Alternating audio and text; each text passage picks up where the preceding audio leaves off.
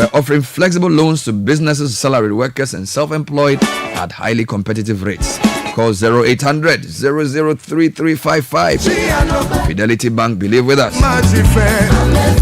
Starting off what the newspapers are saying. Business news at 7, sports at 1:15. So much to talk about on Tuesday morning, 13th August 2024. It's an interactive show. I want to hear from you. What's the big issue for you this morning? 054-998-6996. Hashtag Citi CBS.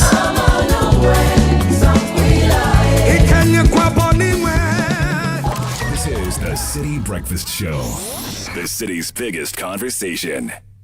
We understand the excitement and preparations that comes when your child gains admission into senior high school. But we at the Agricultural Development Bank, ADB PLC, also understand the financial burden this comes with. The chopbox, trunk, school mattress, you name it. That's why we have partnered with Prospectus Ghana Limited to offer financial support for parents by introducing the ADB Quick Purchase. With a smart loan of up to 20,000 Ghana cedis, you can pick up all the items on your child's prospectus for school. ADB PLC offers you a repayment plan of 12 months to relieve you of all that heavy financial burden. Every ADB customer who receives their salaries through the bank, military and police personnel, and all other workers on the Controller and Accountant General's payroll qualify for this facility. Walk into any ADB branch nationwide or any Prospectus Ghana Limited office near you to apply for the ADB Quick Purchase. Terms and conditions apply. ADB, the People's Bank. ADB,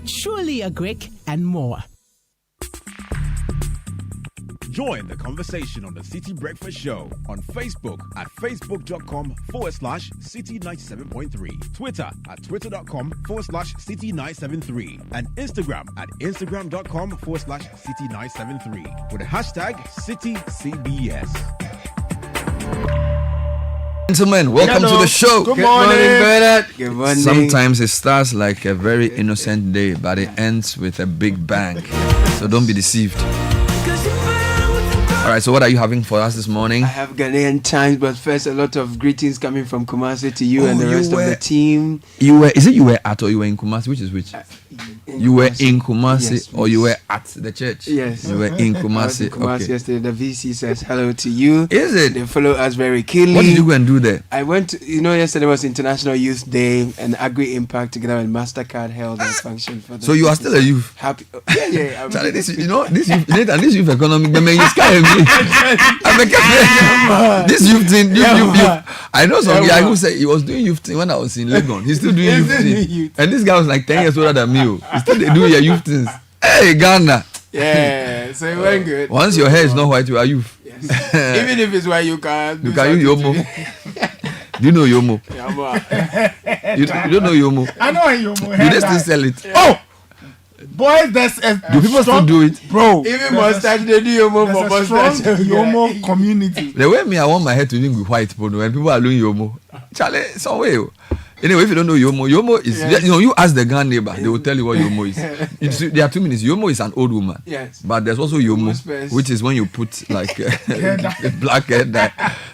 So yeah. So you are still doing youth things. Oh yeah. And but you are in a youth bracket, eh? Oh, yes. Because me, I'm no longer youth. I'm properly youth. I'm youth, but I'm not adult yet. You are youthful. In Ghana, if you are not 50, you are still a small boy. And I'm about 40, so I'm not youth. So I'm lost. So maybe in a few years I'll become. I'm just Charlie. I'm waiting for judgment day. So what's the Ghanaian Times saying this morning? The Ghanaian Times this morning says NDC's Youth Manifesto launch will create the jobs for you. Mahama assures youths and commit to anti-corruption issues. Coalition demands from political parties. Roads Minister orders KMA to stop construction of buildings in waterways in Kumasi. And Ni Odai Into family appeals to Lands Commission for fairness in land demarcation exercise. The Daily Graphic says Mahama launches NDC Youth Manifesto, promises to create more jobs. Kolebu secures 30 new dialysis machines. NLA loses 1 billion cedis to illegal lotto operations, devises plans to reverse trend, and stop threatening violence. Peace Council urges political parties. And on the back page, something we spoke about yesterday, the Honorable Samuel Kujeto Ablakwa presenting equipment worth $1.2 million to the MEPE Health Center. Nice one. You got it. Daybreak this morning. Mahama promises free tertiary education. Dr. Ansan navigates tech sector. Professor Amoako on how to ensure SDG success. Coming up, the escapades of Deputy CEO of Cocoa Board Ray Ankara and a politically exposed general manager within the corridors of Cocoa House, and High Court exonerates Tobinco over fake drugs. Daily Guide says Mahama's free level 100 policy stokes fire. MPP will win 2024 elections. Napo is speaking. Baumia's digitalization agenda, game changer. That's coming from an ex-Canadian minister. The business analyst this morning, Tobinco versus Opuni court ruling confirms Tobinco's integrity. Debt restructuring will restore moderate risk of debt by 2028. Government assures. ICMA announces publication of legal opinions for Ghana. And mid-year budget, Deloitte recommends 2 key areas to enhance tax efficiency. And GJA says it will turn 75 on Thursday and it will hold an event to mark that. The Anchor newspaper, Ghana needs bold solutions and ideas. Samira charges as she freezes Western region ahead of MPP manifesto launch. Man accuses police of extortion, stealing after forced withdrawal from his Momo account. And Baumia pledges 10 million cedis annually for Geological Survey Authority for exploration. I think it should be exploitation of minerals. So exploitation of minerals. And then finally for me, graphic business. Government faces funding challenge. Treasury bill auctions underperform. Mokobeshka. Nobody get money. Charlie. Post harvest management key to reducing farm losses. And NLA turns around financial fortunes. Revises plan to clamp down on illegal operators. Let's go online. CitiNewsroom.com. 6 private investors express interest in Keta Port. This is the Ports Authority. NDC Mahama says, I'll hold NDC officials who abuse office accountable. Manasseh says, Ghanaians would have revered Akufo-Addo more if he never took office. In other headlines, Baumia promises GSA $10 million annually to prospect for minerals. And 2.3 kilometers of Ankopo-Kassi stretch to be completed September ending. So if you're in traffic, you just have to endure for 6 more weeks before that project is done. Still on CitiNewsroom.com, Muntaka attributed 70% of Ghana's problems to Parliament, according to Manasseh in his book. And Northern Region, NEDCO loses 3.7 million cedis. Guess what? To illegal connection. Meanwhile, Brian Champon clarifies campaign remarks and denies inciting violence. If you go to my journal online, Mahama pledges alternatives to controversial betting tax. He also says if you abuse public office, be prepared to be held accountable. Other headlines, Kolebu secures 30 new dialysis machines. And if we are smaller parties, then we should pay reduced filing fee. Nana Yajantua to the EC. And then social media key influencers post key question to Mahama at town hall meeting. If you go to Ghana News Agency, there seems to be a challenge with some of the websites. Thing from yesterday, they've been having some outage. But let me go to Class FM. Ghanaian youth, not just future leaders, but change makers. Nano Poko Adjeman. Also, Baumia's 10-year driver license renewal policy deceptive, according to concerned drivers. Meanwhile, the World Bank says over half of our banks are well positioned to avoid recapitalization. That should be good news for all concerned. All right, so let's get into the details. Well, you spoke about John Mahama. Yesterday, he was at the UPSA and he launched the NDC's Youth Manifesto. All right. And the story on the front page of the Daily Graphic is written by Kester Crunchy. All right. And he says, former President John Mahama has made a commitment to the youth that he will create abundant job opportunities that will meet their diverse needs and aspirations. Launching the 2024 Youth Manifesto of the NDC in Accra yesterday, Mr. Mahama declared, quote, "We'll create the jobs that young people have been waiting for, and when the jobs are created, no one will be left behind," end quote. Mr. Mahama, who hopes to capitalize on the votes of the youth to return to the presidency, said with a focus on inclusivity and equal access, the next NDC government would address the pressing concerns of unemployment, underemployment, and skills mismatch that had for long plagued the youth of the country. The other story from Mahama is his promise that first-year students at universities will not pay academic user fees, and that has generated controversy or has generated interest. So if you go to CitiNewsroom.com, the opposition NDC has made a promise to provide to scrap, or I don't know why they said to provide to scrap, or to scrap academic fees for first-year students in public universities. The policy, according to the party, is part of a broader set of reforms aimed at making higher education accessible for all, most especially for students from economically disadvantaged backgrounds. Now, during the party's youth manifesto launch, as we read yesterday, Monday, August 12th, flag bearer of the NDC, John Mahama, highlighted several other key proposals, including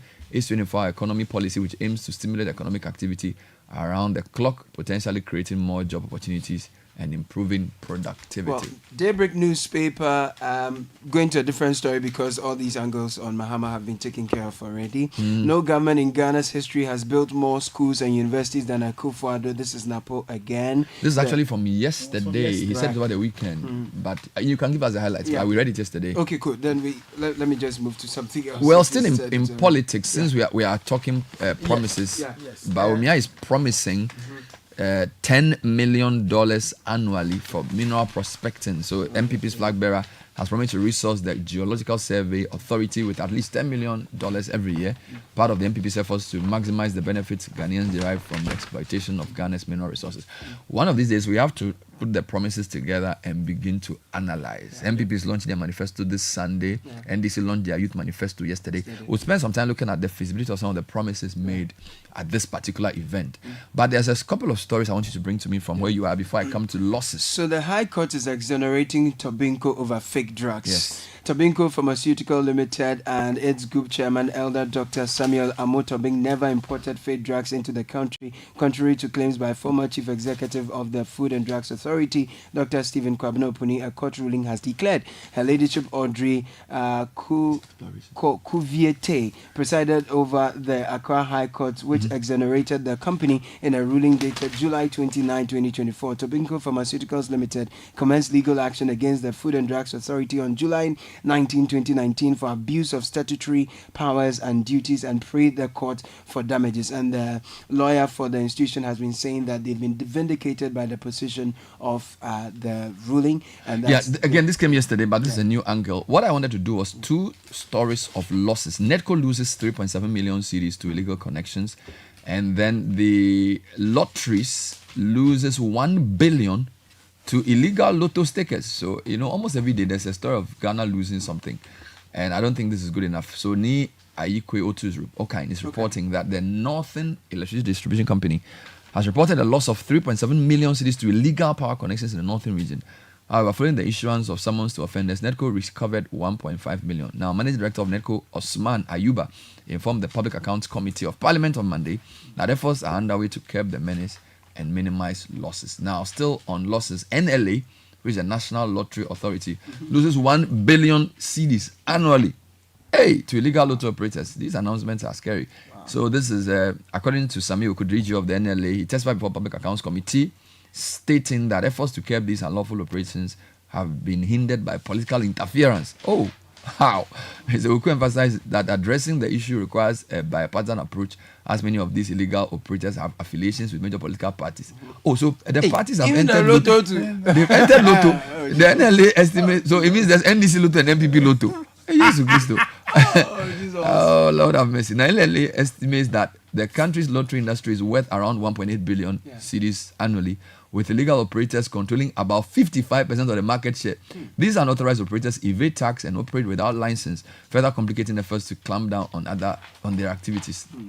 I mean, this is so bad, So we lose $1 billion? I don't know. Anyway, let's come to the other papers. Talking about losses, page 3 of the Anchor. Now, a young man called Ametodo Emmanuel is accusing some police officers believed to be from the Visibility Unit or the MTTD in Accra of extortion and stealing money from his mobile money account after he was arrested. Now, the gentleman says that he was stopped around the Jubilee House. Look at that. He was on a motorbike. There were two of them on the bike.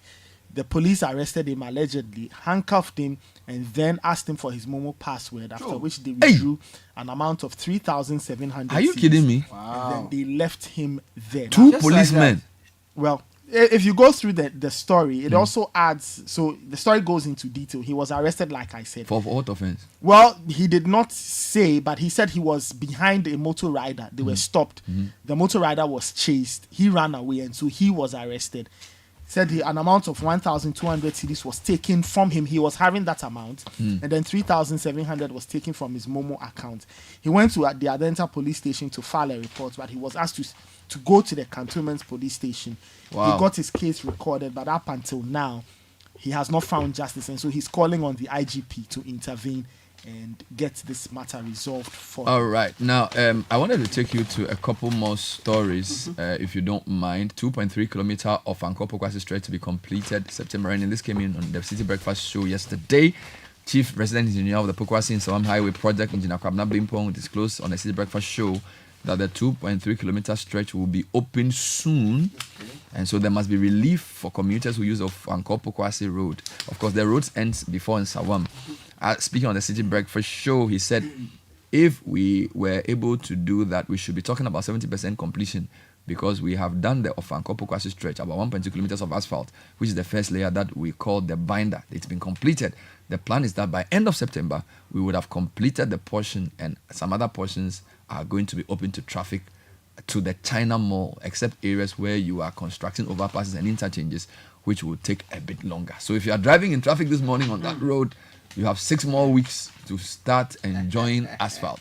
Speaking of other things, 6 private investors expressed interest in Keta Port. You know this controversial Keta Port announced the CEO in 2018. Well, the Ghana Ports and Airports Authority says over 6 private investors have expressed interest.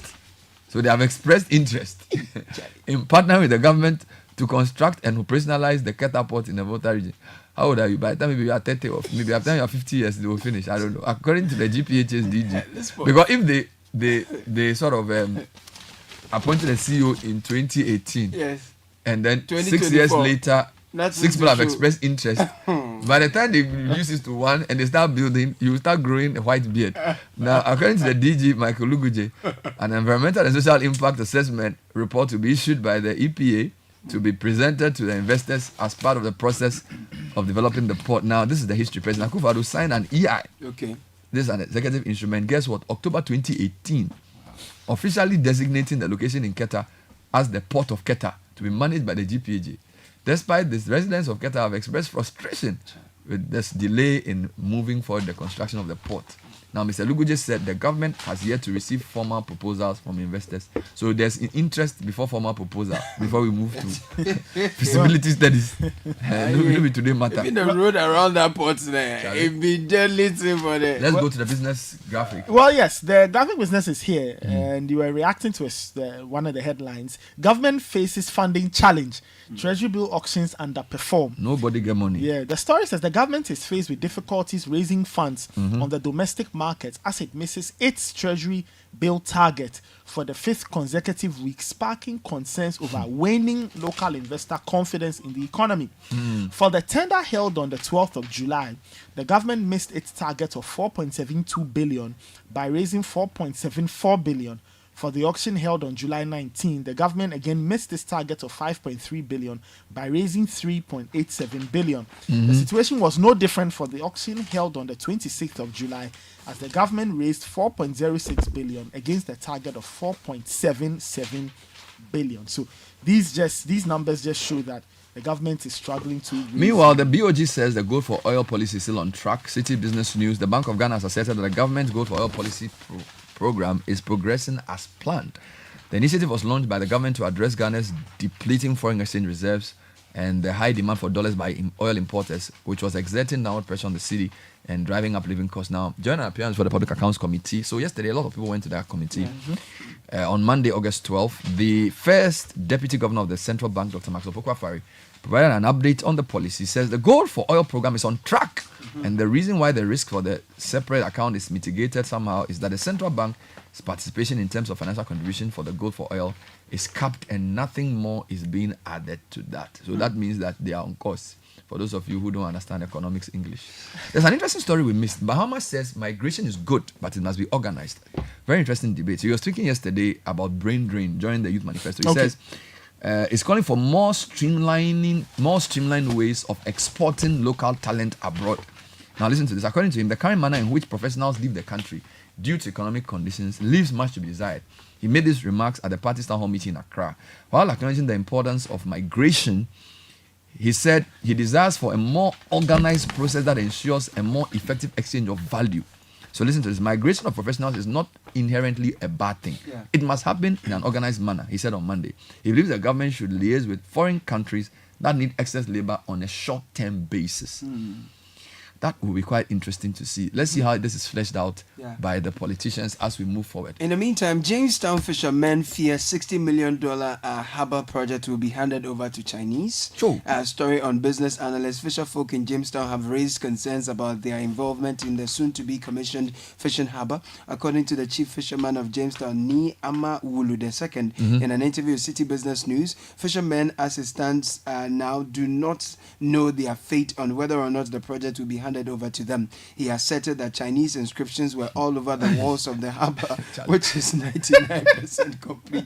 Ni Ama Wulu II stated that these are indicators that local fishermen will be sidelined and not be in charge of the project. He said, quote, "The fisherfolk here are many and fishing is the source of our livelihood, but with regards to the harbour, we don't know our fate because if we go into the premises, the Chinese inscriptions are so many." So are the on Chinese walls, doing the which is- construction or they are the ones going to take it over? And that's the cause. I think they are constructing the thing now, so they have. But how will a but Ghana man on a boat read Chinese? If the Chinese say come, you say what? Chifu. See how small. Speaking of which, yesterday a friend of mine in Hwangju Yeah. said he went to a shop, Right. a factory, and they were manufacturing NDC and MPP t-shirts. In China. He even sent me the phone number of the store manager. Wow. The company is called Yue Hua Advertising on Guangzhou's Hilu Yeah, man. area. Godfrey, you know this, right? So they were doing a yazoo there. So they Doing have, two Ayazu t-shirt. they have. He said this, the shop has. They receive orders from Ghana to print NDC and MPP t-shirts in volumes. Afa. So meanwhile, they are Ghanaian. Obia Didi. They are Ghanaian. We are supposed to be manufacturing this here. Obia Didi. So the election is making Guangzhou people richer. So he said, if I also want a t-shirt, I can call them. You know, yesterday at the Prempe, The person is called Yue Hua Advertising. Yehua. And gave me the store manager's number. He even sent me photo of the printing. So you go call the guy. Maybe I also want t-shirt for my youth fellowship. So if I want t-shirt, You go do please, it. if there's a Ghanaian who can do t-shirts, I don't want to go to China to do it. Anyway, Yeah, if lots you go of to them page here. 17 of the Daily Graph, there's a very interesting story here. Yeah. Nigerian military officer builds theatre for Ho Technical University Clinic. Is it? Wonderful. Now, a senior Nigerian military officer, Major General Kamal Ishola Yusuf, has built a surgical theatre for the Ho Technical University Clinic in the Volta region. Now, the Chief of Defense Accounts and Budget Officer at the Defense HQ in Abuja, who is an alumnus of HTU, said the gesture was in response to the growing enrollment and needs of the university. However, the cost of the theatre was not Lovely disclosed. story. This is a very interesting thing. Lovely And it story. ties in with what our very good friend Samuel Kujato Ablakwa Okay. has done for the MEPE. Yes. Mepe. For the MEPE Thank you. Health Center. He presented equipment worth $1.2 million to cater for the over 20,000 people who live there. And the health center was built by the Citi FM Foundation and the Chamber of Mines about 3 months ago. on. Why Following the are we dams. printing t-shirts in Guangzhou? China. In fact, there's a picture here. I'm making a lot of look. There's a picture. It said "Welcome to Order," and then there are caps, and then there are T-shirts with NDC and MPP inscriptions In China. in Guangzhou. So Meantime, the Prempe, the first international airport, is looking good, right? you landed there. I was trying to look for Ghana chocolate today. You didn't get. Never could have. That's all we have time for the newspaper review. Thank you very much, Caleb Kuda. Welcome back from Kumasi. But seriously speaking, Guangzhou doing Chinese, It's a way. it's not We have fresh. plenty boys are new town. They don't But the get truth is that we need to talk about it. production and We need to talk about it. Oh, yeah. Are there Ghanaian companies that can produce that T-shirts scale. on that scale for election purposes, I think so. We've interviewed some here. but at the price point that Well, the Chinese are I guess we offering? need to talk The a lot. CD is 15 to something, right? And But the you know- pound is 20. So that's By the Ghanaian, no, we have to discuss it. Oh, yeah, we need to. Elections are coming, Yeah. so the and one is called. extend it to supporting Yeah. SMEs and SMEs made in Ghana medium-sized business. things. You know. Yeah, but the shop, no, Yeah. it's called Yue Hua. Thank you. Yue Hua. Thank you. This is the Citi Breakfast Show, the city's biggest conversation. Oh, jump on now. Go. Ah, Google me. At what time when you come back where I don't hear the sound of your car? Why you buy new car? No, I not change my car. It be the same ride. It be the fuel way I change. Way one shouts it. Ever since I started using the all-new Excellium Premium Fuel, fortified with 3-in-1 action. Oh, Joe, now my car they run like electric car. No, it's so. This is the type of fuel where they want to. Because now engine they cost. Where they want for way if I buy it, it go protect my engine. And with the small way I buy, I go drive, sir. Absolutely. It's like strapping a turbocharger to your engine and giving it a protector. And what they bust my mind, Seth, be the 3-in-1 action, no? Excellium, they prevent up to 99% of deposit. It be anti-wear, some be anti-corrosion. Won't pay when I open them. Hey, so where can I find this magical fuel? Just head over to any Total Energy service station and your car will thank you. Hey, they make a finish my go be fast, then rush go Total Energies. My friend, but why your hand my go be inside? I give you info. Make a feel the go be too small. Go. Yo, Pana. Excellium is designed to protect your car engine, decrease fuel consumption, and lower CO2 emissions. Don't say fuel, say Excellium. Choose Excellium, choose quality.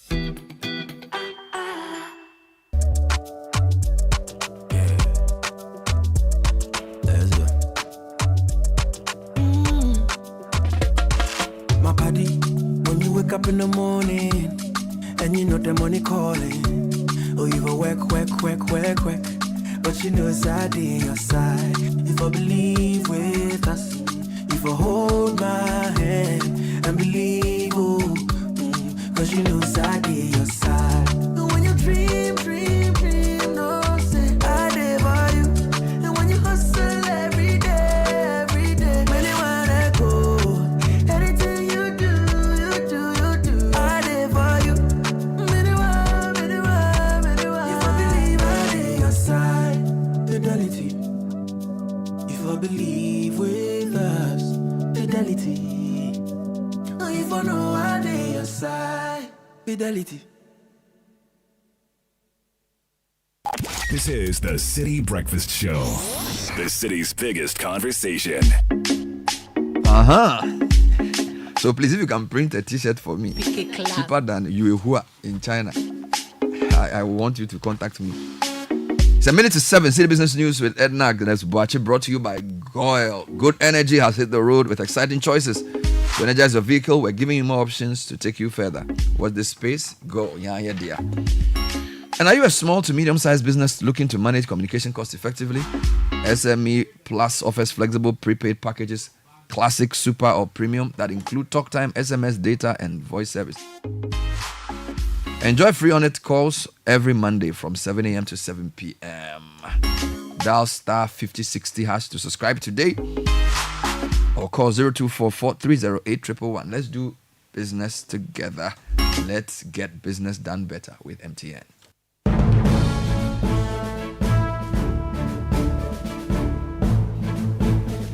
So Edna Agnes Boache is here with the news. Good morning. Good morning, Bernard. Hello and welcome to the breakfast edition of Citi Business News, proudly brought to you by MTN, Go and Access Bank. My name is Edna Agnes Boache. Coming up, mobile money accounts surged by 2.4% in first half of 2024, reaching 69.3 million. Also coming up, General Transport, Petroleum and Chemical Workers Union petitions Energy Minister to reverse unitization directive. And later, Ashanti poultry farmers demand grain export ban and local production incentives to prevent industry crisis.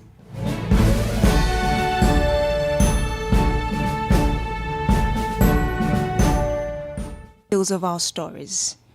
The 2024 FinTech Sector Quarter 2 report released by the Bank of Ghana shows that registered mobile money accounts in the country rose by 2.4% to 69.3 million in the second quarter of 2024, with active mobile money accounts also registering a 4.3% increase to 24.4 million by the end of the period. Here's more. Per the report, registered mobile money agents in the second quarter of 2024 grew by 1.6% to 848,000, with 551,000 of the agents being active. This represents a 2.6% quarter-on-quarter decrease in active mobile money agents. The report identifies significant quarterly changes in transaction values. Notably, agent-to-agent transactions witnessed a remarkable 33% growth, increasing from 171.19 billion cedis in quarter 1 of 2024 to 228 billion Ghana cedis in quarter 2 of 2024. Other notable increases include cash in and cash out transactions, both rising by 14%, and third-party transactions, which grew by 7%. In terms of product categories, circulating transactions, which include person-to-person and agent-to-agent transfers, continue to dominate, contributing 44.1% to the total transaction value in the first half of 2024. Float balance occasioned by mobile money transactions between banks and mobile money wallets stood at 22.2 billion at the end of the period. That was a news desk report. Now, the General Transport, Petroleum and Chemical Workers Union has petitioned the Energy Minister to urgently retract directives related to the unitization of the Afina discovery in the West Cape 3 Points Block 2 area and the Sankofa field in the offshore Cape 3 Points area. The group contends that the unresolved issues have potential to create job losses and affect the confidence of partners developing and producing in the offshore Cape 3 Points oil blocks in Ghana's upstream petroleum sector. The following report has more.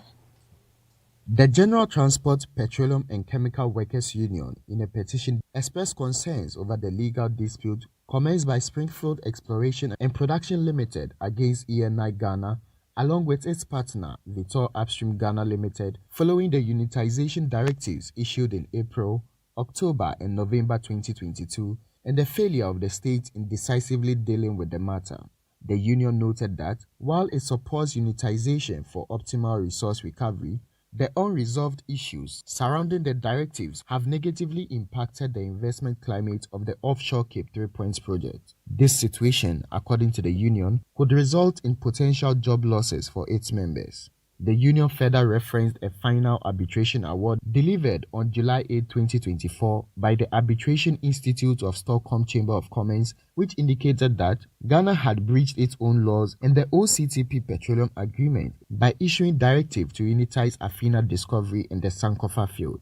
The union urged the Energy Minister to act swiftly by retracting the directives, emphasizing the importance of this move in maintaining investor confidence and safeguarding jobs. In addition to the withdrawal of the directives, the General Transport, Petroleum and Chemical Workers Union have requested a meeting with the Energy Minister on August 26, 2024 to discuss the matter further.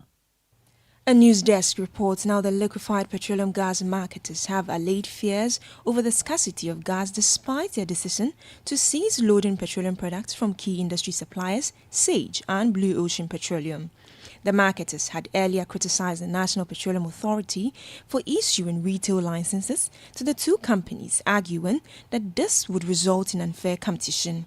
In an interview with Citi Business News, the president of the LPG Marketers Association of Ghana, Gabriel Kumi, disclosed that measures are well advanced to curb any gas shortages. We want to assure the nation and all our consumers that we are in constant touch with the other BDCs who are doing LPG. Apart from those two, there are about 4 or 5 BDCs that are importing LPG. There is Centio Oil Refinery, which is producing petroleum and is also churning out some LPG. So there is no way there's going to be shortage of the product in the country. In fact, the 4 or 5 BDCs, apart from those two, have more than enough capacity and capability to even serve the entire country, let alone the Tamazone alone. Gabriel Kumi is the Vice President of the LPG Market Association of Ghana. Now, auditing and accounting firm KPMG Ghana is urging the government to uphold stringent fiscal discipline to meet long-term economic growth objectives. The firm also asserts the need for government to strategically utilize the fiscal space created by the recent IMF deal and debt restructuring to manage national debt more effectively. More of this in the following report. In its 2024 mid-year budget highlight, KPMG indicates that Ghana's fiscal performance for the first half of the year has yielded mixed results. Revenue and grant collections amounted to 74.7 billion cedis, falling just 1.9% short of the mid-year target of 76.1 billion cedis. While acknowledging the government's ongoing efforts to maintain fiscal discipline, KPMG stresses the necessity for continued consolidation of these gains, effective expenditure management, and adherence to budgetary limits will be crucial for sustaining fiscal stability. The firm maintains that the recent debt cancellation and reliefs from external restructuring should serve as a catalyst for proactive measures to mitigate future debt repayments. In addition, it expresses concern over the persistent depreciation of the local currency, noting that the city's decline is exacerbated by the ongoing trade deficit and the country's vulnerability to global economic fluctuations. Looking ahead, the firm projects a cautiously optimistic outlook for the second half of 2024. It believes GDP growth could stabilize, provided that external shocks and domestic vulnerabilities are managed effectively. A business desk report to our last story for the bulletin. Poultry farmers in the Ashanti region are intensifying calls for government to ban the export of grains and provide incentives for local production to prevent their businesses from collapsing. The farmers highlighted the high cost of production as a major challenge hindering the progress of the poultry industry and indicated that if no measures are put in place, they will soon run out of business. Ashanti regional correspondent Doris Lonta has more in the following report. The cost of production in Ghana has been a major concern among businesses. While some lament excessive importation and increased demand for foreign goods, others regret the exportation of the few and insufficient locally produced raw materials needed for production. Poultry farmers in Ghana have heightened calls on the government to provide tax incentives to poultry farmers as the industry struggles to meet the growing needs of Ghanaians. Chairman of the Ashanti Regional Poultry Farmers Association, Dr. Boris Beidu, has called on the government to invest in the cultivation of grains and ban the exportation of the existing ones, since it is not enough to feed local industries. At this moment, I would say a ban on exportation of grains. Yeah, it's not a bad idea, so at least it will help us to maintain certain prices. And again, government should also ensure that some sort of subsidies are given to local producers. Other high-profile poultry farmers in the Ashanti region have also been outlining their concerns and have highlighted what the government should do to ensure their businesses do not collapse. The major thing is to find a way to restrict the importation. All poultry farmers here have the capacity to produce, but because there's no space for them to market, that is why nobody is getting into it. We are pleading with the government if they can bring the waiver back to revive the poultry industry. If not, the FSRP project that has come on, we have about 80% of poultry that have collapsed. The Food System Resilience Program under the Ministry of Food and Agriculture, with funding from the World Bank, is worried about food insecurity in Ghana and has intensified efforts to eradicate the challenge and the excessive importation of chicken. Ashanti regional correspondent Doris Lonta with that report. Before we go on the forex market today, the dollar could be sold to you at 15 cedis 85 pesos, the pound at 20 cedis 20 pesos, and the euro at 17 cedis 10 pesos. And that does it for the breakfast edition of Citi Business News, proudly brought to you by MTN Guo and Access Bank. My name is Edna Agnes Boachi. Have a good business day. When you want to eat, just Momo it. Tired of the long queues in the supermarket? Pay with Momo. When you really want that beautiful new blouse, just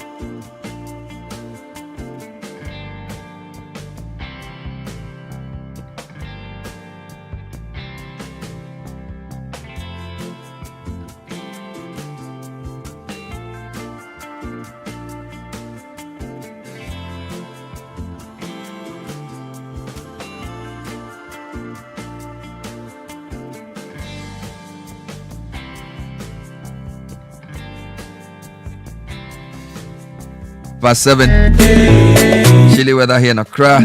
You're listening to the Citi Breakfast Show. Kickoff is coming up shortly. You just heard the City Business News with Edna Agnes Boachi. Should we force our politicians to print their t-shirts in Ghana to show that they believe in Ghana? Or when it comes to those things, it's about cost efficiency. Serious matter. The NDC Flabera is promising to absorb academic user fees for first-year university students. What are your thoughts about that? It's an interesting proposal. Will it work? Can it be sustained? Looking at the challenges free SHS is facing, can the economy cope with it? If you're an university student listening to me, what do you think of this? That in your first year, your tuition fee for the first year will go. Send us a comment, 054-998-6996. Kickoff is next, brought to us by Lesheho. With our fixed deposit solution, you're not just investing, you're making your money work harder for you so you can watch your wealth grow. Don't settle for average returns. Join the investment revolution with our fixed deposit solution and take charge of your financial future. Call 027-004-0799 or send WhatsApp on 027-004-0733. Lesheho, let's improve life. Kickoff is also brought to you by Zonda Ghana Limited, your one-stop shop for quality trucks like Shantui bulldozers, excavators, graders, payloaders, rollers, pickups, TX trucks, and more. Great opportunity. We offer top-notch after-sales support. Visit any of our 7 branches around the country or come to our head office, Tema, off the Aplao Road, close to the Free Zones Enclave. Zonda, built in Ghana, building Ghana.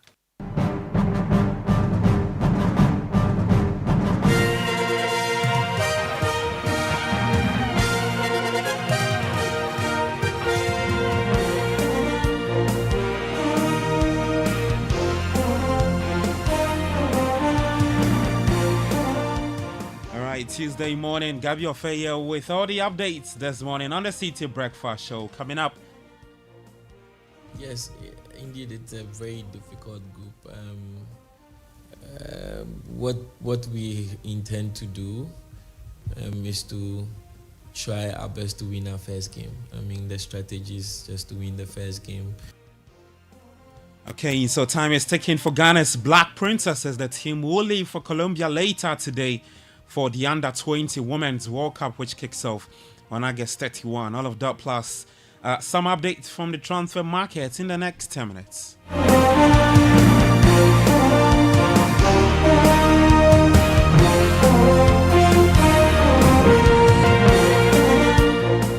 And we start off with this in relation to the just ended Olympic Games. Now, following another subpar performance by Ghana at the Summer Games, the focus has sharply turned to righting the wrongs that have plagued the country's sport from fully realizing its huge potential.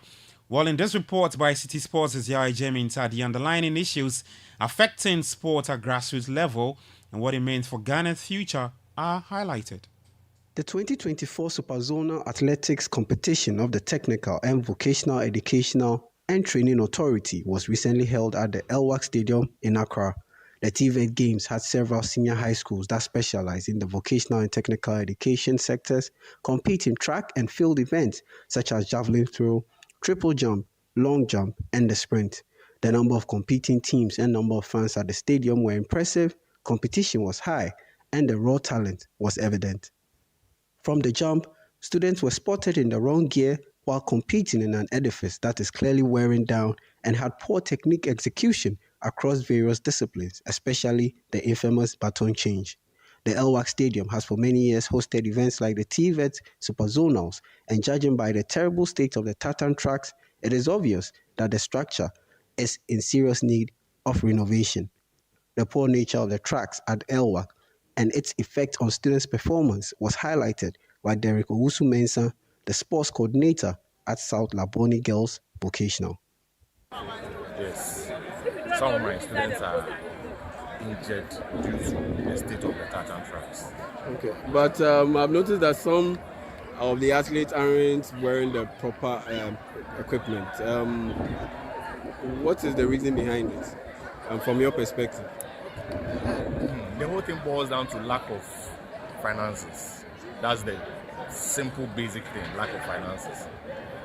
And ordinarily, the school is supposed to provide the spikes with which they used to run, the boots for playing, but due to the usual no money syndrome, we couldn't provide it, and the girls also don't have it. So that's what accounts for that. We are what we repeatedly do, and over the years, Ghana has been caught in this terrible cycle of setting up athletes wrongly from the start, and this needs to be addressed quickly, according to Ghana's media attaché at the 2024 Paris Olympics, Benjamin William Graham, for Ghana to perform better in future competitions. 6 years of planning and preparation. As we speak, countries are already in camp for 2028. As I speak, a lot of countries are already mapping up strategy for 2028. Preparation starts from now. And we need to start building capacity for our coaches, our technical men, and even our athletes. People are using a lot of top-notch tech to train. People are building capacity of coaches. We have endurance coaches, performance coaches, and a lot more that we don't have back home.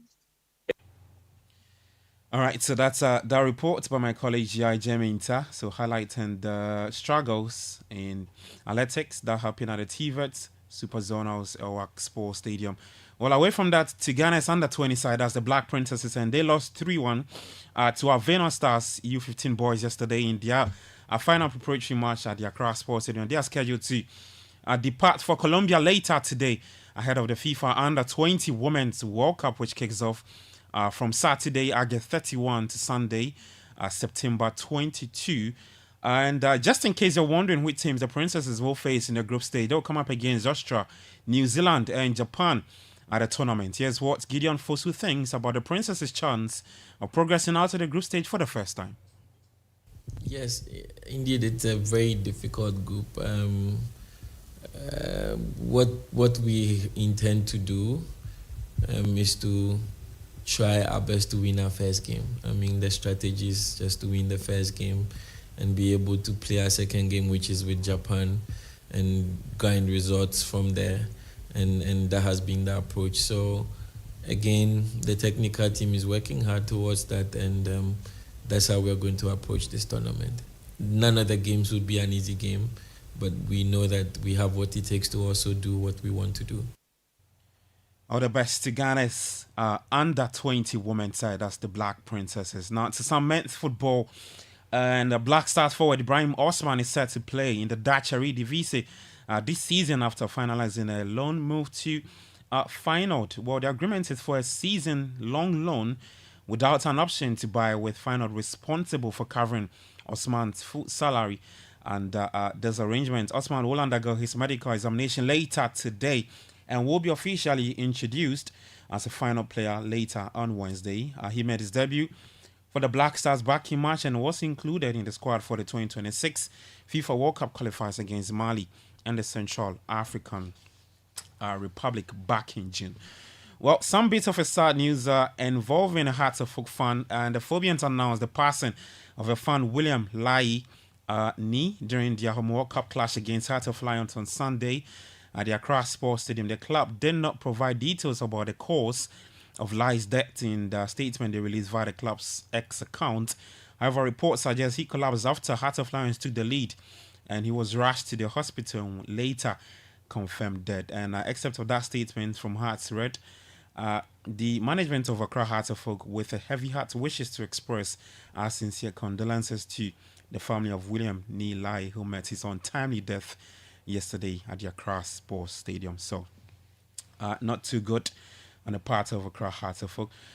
Let's get to Europe, and Manchester City is hearing into the 115 alleged breaches of Premier League financial regulations has been brought forward to next month. Now, the planned November start of an independent commission scheduled to last 10 weeks has reportedly been moved to mid to late September, with a verdict likely to be delivered early in 2025.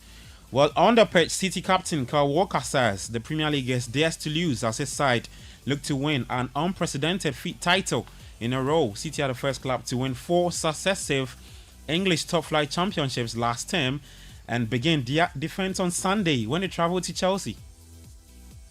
I think for us to go and do 4 in a row off the back of a treble was a great achievement, because to pick yourself up again and go again after such a high, to then go and claim 4 in a row, plus we won the Super Club and the Club World Cup as well, not disregarding them at all, but you know, to go and win the Premier League, especially after that treble, was especially important. And now, why can't we go and do 5 in a row? You know, why can't we go and do something that I don't think we'll probably be able to done again, sorry. But that's the motivation that we have to create from us as a group of players. You know, from me as the captain, from the captains that, you know, I work alongside with, from the new players that we've brought in. We have to try and make sure that we're drumming that into each and every one of us daily, that, okay, we've gone and done 4 in a row, but remember the feeling when we did 4 in a row. Let's go and do 5. All right, so let's go and do 5. That's Kyle Walker's words ahead of the start of the 2024-25 Premier League season. Let's see if they can do that. Well, to the Foxes, and that's Leicester City, and Harry Winks has been speaking on playing against Spurs in Leicester's Premier League opener. The two sides will meet next week Monday at the King Power Stadium. Well, it's my first time playing against a former team, so it'll be my first experience of that.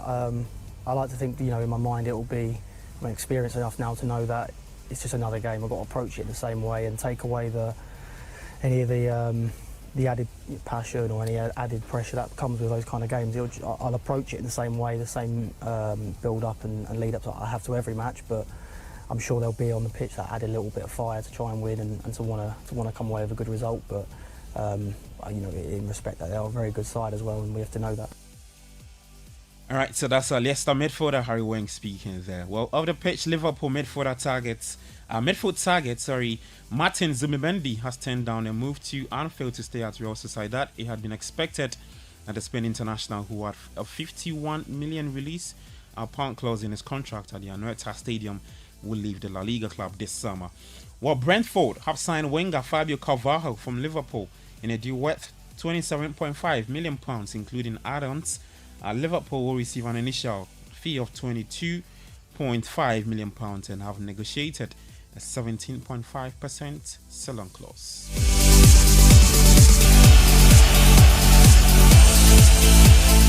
Alright, and so all the action is here right here on Citi 97.3. Starting off, Manchester United taking on Fulham on Friday, and then on Saturday we have big fixtures, and then Sunday is Manchester City taking on Chelsea. Live radio convention Citi 97.3. My name is Gabby, your friend. That's the latest for today. For more, you can head to citisportsonline.com and on X at Citi Sports J2. Back later at 5 p.m. with Sports Flash. Kickoff was proudly brought to you by Shell, Lachelle, and Zonda GH.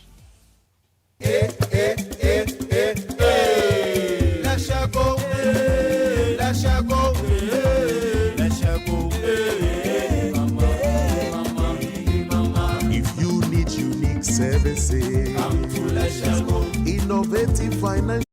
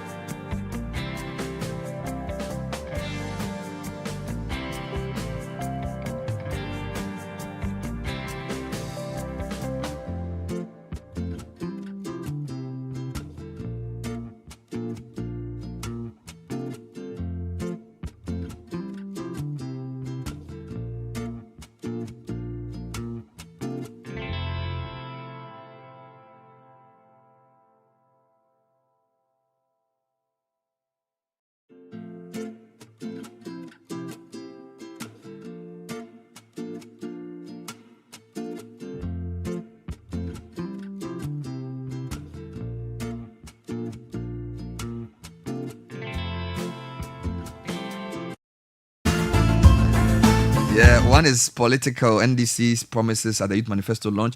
Quite an interesting event. Some have caught my attention. Interestingly, a student of KNUST got in touch with me yesterday and was complaining about the university preventing people who owed fees from writing their papers. It was only yesterday he sent me that message, and he was wondering why there couldn't be a better method for getting people who owe the university to pay than for preventing them from writing their exams. I didn't really follow up on it, but then it came back to mind when I heard the NDC flag bearer say, at least one of the NDC people who spoke at the event yesterday, promised some very interesting things on education. So, of course, the Youth Manifesto was launched. The key ones that caught my attention: no fee stress for tertiary education level 100. The next NDC Mahama government will fully absorb the academic fees of all new entrants into public or tertiary institutions, universities, colleges of education, nursing training colleges, starting from the year 2025. So simply put, 1,100 students in public tertiary institutions will not pay any academic fees. This does not include, residential user fees, effective January 2025. So this is, essentially, if they win and they're even sworn in, that means like that first, that's very serious. Now, per the rough estimates put out by the Edu Watch, this policy will cost the government about 275 million cedis. Now, where will you get the money from? They're saying they will finance this by cutting down the 2 billion CD expenditure at the Office of the Government Machinery. So that one really caught my attention. And then they also have something they call Bed for All, provide the private sector to develop accommodation facilities on the campuses of tertiary institutions to address the in-out-out-in policy by providing affordable bed spaces for university students on campus. So I'm thinking more of the ones that are traceable, like this point around no academic facility for the first year. Why the first year? I'll come back to it. So a student listening to me, what do you think about this? The other things they promised there, National Apprenticeship Program, which is not a new thing. We've heard it before. And then something they call the Jumara Program. But I'm interested in the reason is that when I went to the university, indeed, when I became politically conscious, I used to listen to Radio University a lot, and the most topical issue, so this is 97, 98, 99, the most topical issue in those days was AFUF, right? Academic Facility User Fees. I actually remember, I don't know whether Haruna Idris was the SRC president or Nuke's president. Yes. But those days when you listen to Radio University, they were always debating they call it cost sharing. They used to call it cost sharing. And the university students were very unhappy with the government. And they were even happy with their student leaders. Yeah. Interestingly, including Haruna Idrisu, for agreeing to what they call an obnoxious, insensitive policy of the then government in approving cost sharing. Of course, history tells us that it was inevitable, and it's become that way ever since, of course. Then, of course, there's the whole free SHS and the discussions around whether it's feasible or not. And now that it's become mainstream. But there are challenges with free SHS, which people feel like there should have been means testing and that type of thing. So now the NDC is saying they will also make all first-year university students not pay academic user fee. What happens to mean testing? Yeah. Well, what happens to means testing? Why? So maybe they will need to explain this. So I'll probably talk to them to explain it to me.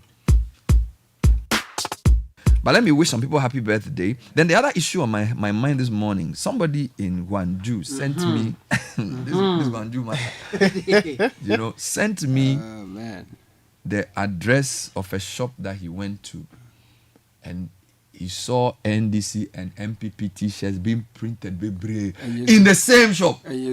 What worried me was that, okay, why didn't they print the MPP one in a different shop? Why are they printing the shirt in the same shop? There's unity in diversity. No, that thing is worrying me, because in the way NDC and MPP behave, I don't think they should have printed it. The Chinese people, and so the same source. They were printing it in the same shop. So they had the white, blue, and red. When they finished, they did the green, black, and red in the same shop. No, this matter. No, It could just be that maybe the supplier is known by both political parties. I don't even think the political party officially sent them. I think maybe somebody who they campaign or some financer or somebody. Most likely. It will be possible that this person is going to distribute to both NDC and MPP to buy influence. But the fact that he took it to China is my problem. So I'll deal with that too on the show. If you're a local printer, can you offer a better deal than this shop? I have the shop's address. It's in Wanzhou. They even gave me the phone number of the woman in charge, the woman who is in charge of the shop. We'll deal with that issue too shortly. But today happens to be the birthday of a number of people, so let me just run through quickly.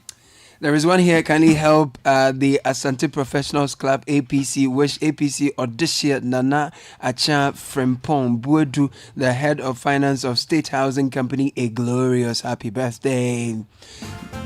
May the good Lord and the golden spirit of our Santaman continue to bless and protect her as she celebrates another milestone. Okay, so she from APC National Executive Council, Nana Echan Frimpong Buedu, Odisha Nana Echan Frimpong Buedu. This is coming from the APC club to you. All right. And happy birthday to our lovely daughter Ohima Aseda Entriwa Owusu.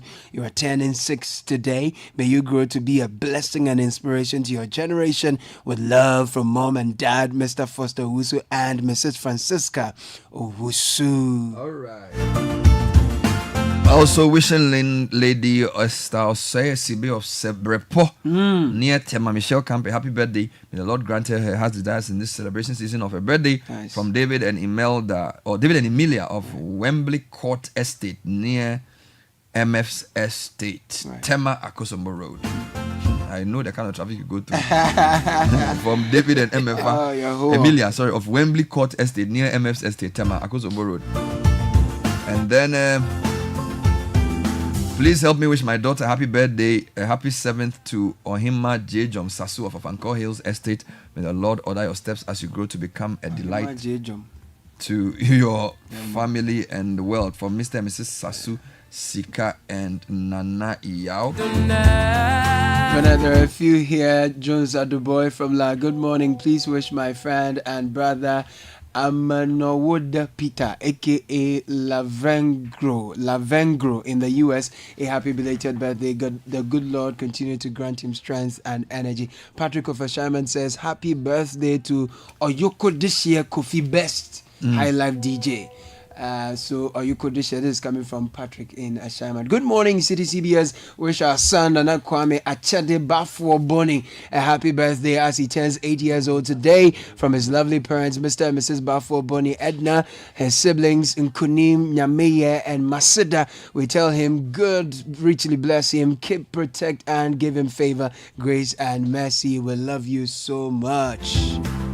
7:39. So let me do my first interview. Dr. Clement Apaak is on the Education Committee of the NDC's manifesto. For many years, he was also the managing director of Radio Universe, but that's a different story. He's on the line to talk about this no fee for first year, no academic fees for first year tertiary students. Dr. Apaak, thanks for joining us. Good morning. Good morning, Bernard, and good morning to your listeners. So, are you on the Education Committee of the manifesto, just to be clear? Yes, I can confirm that, yes. Wonderful. So, what is this no academic fee for first year students? What is this promise? Where is it coming from? What's the basis for it? Well, first of all, let me say good morning to you too, as well as our listeners. As you know, Citi FM is listened to by people in my constituency of Busa South. I came back just a few days ago because the flag bearer of our party, John Dramani Mahama, was on a campaign tour in my region. And Busa South was one of the constituencies that he visited. Bernard, I think the rationale is very simple and straightforward. Clearly, one of the challenges that students face in the transition from secondary to tertiary has to do with the ability to pay. And in recent times, it has become very obvious that given the numbers of students that we churn in and year out, those who make it to the tertiary is not appreciable when you consider the numbers of students who write the WASI and indeed are able to secure the requisite grades to go to tertiary institutions. Not because they don't want to, but the initial challenges of getting funded to pursue tertiary education becomes an obstacle. So in the various engagements with youth groups and other stakeholders that we have had the opportunity to confer with, the idea of giving them no fees stress, free tertiary education for first year students, level 100, came up. And I can assure you that this is a policy that has already received overwhelming support. And I believe that, as announced by our flag bearer, we can find the resources to execute this policy proposal. Have you done a costing and back of the envelope at least? What would it cost the country to absorb these fees? Well, from the figures that we have, and it's unfortunate that I don't have my presentation that was made to us by GTEC. That will be the Ghana Tertiary Education Commission, because this is the institution that has oversight with regards to tertiary education.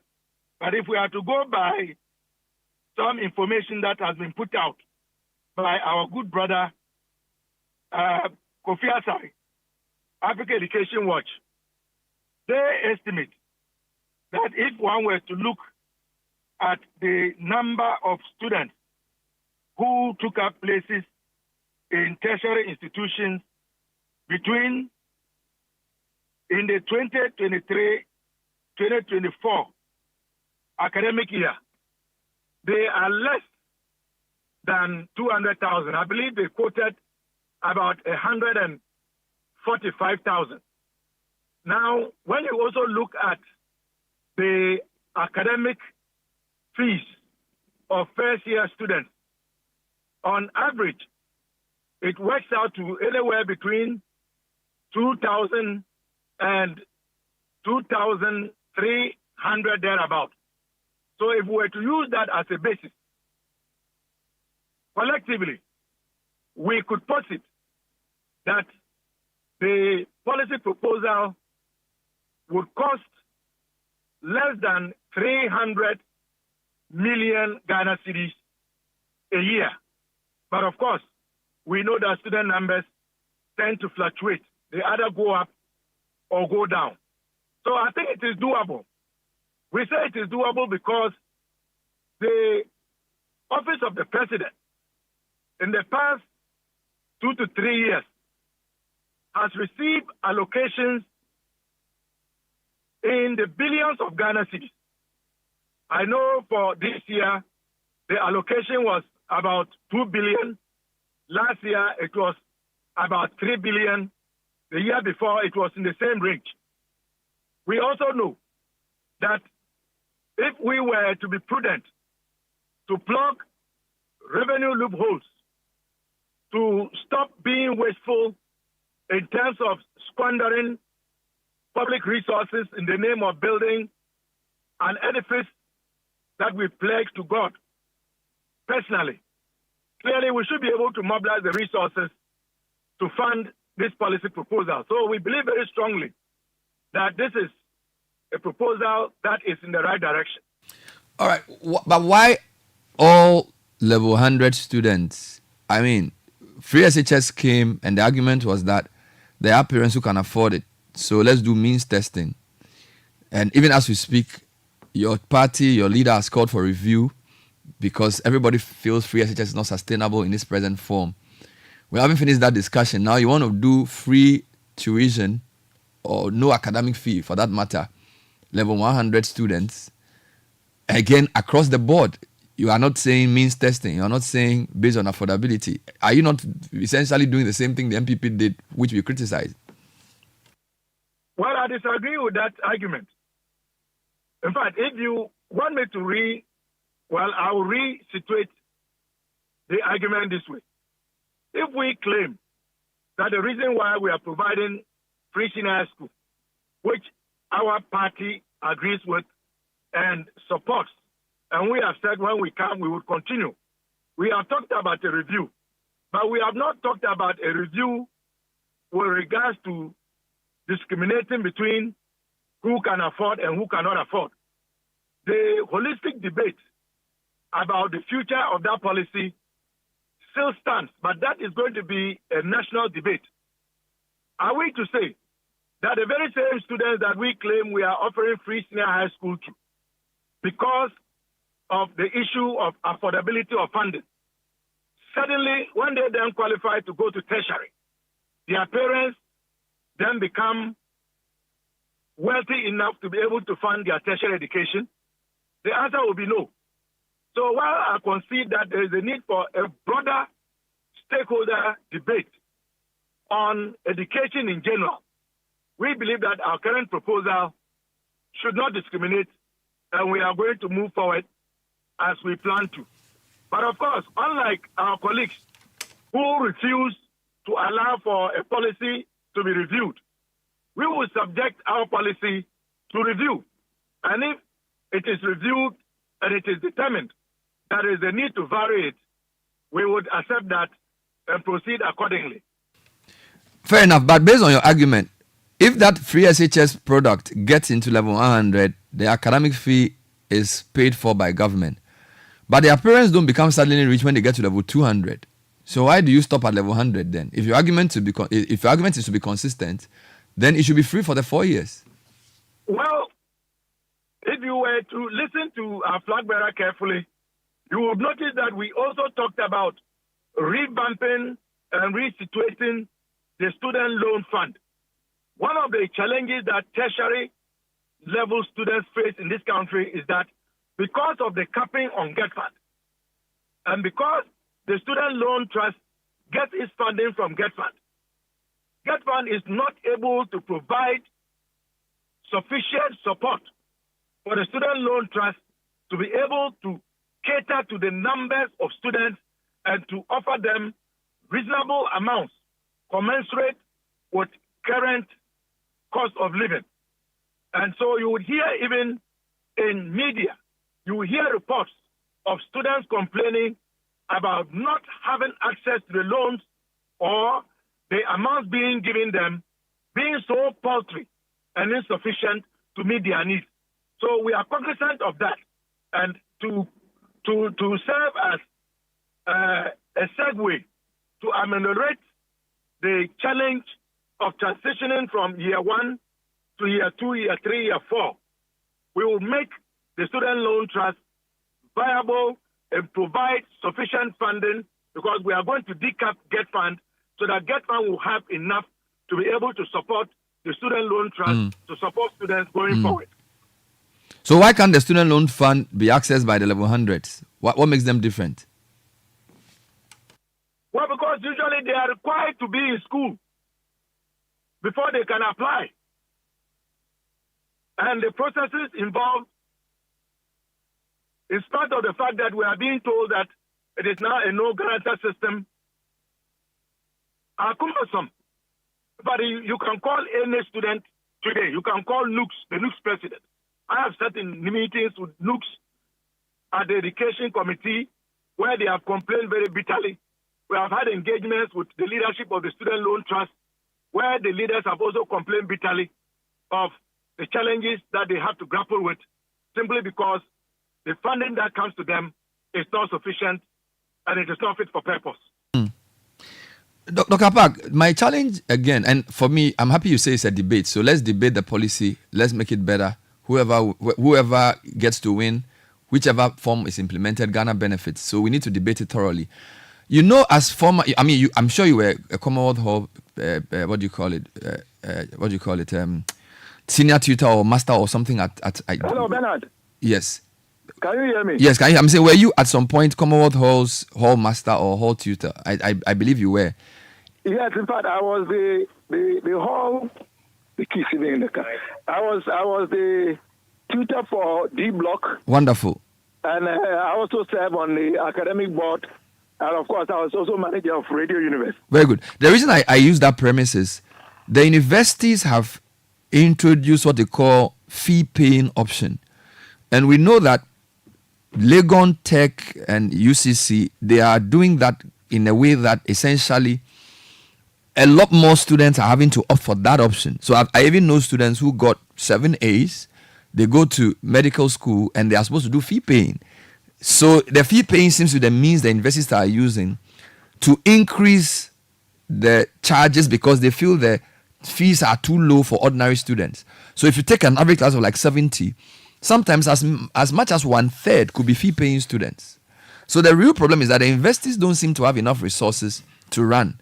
And therefore they've come up with this fee-paying option, which is still a public university, and ordinary people are being made to pay that. Should we not think about the overall envelope for the universities and develop it more holistically than to say all first years will have their academic facilities paid?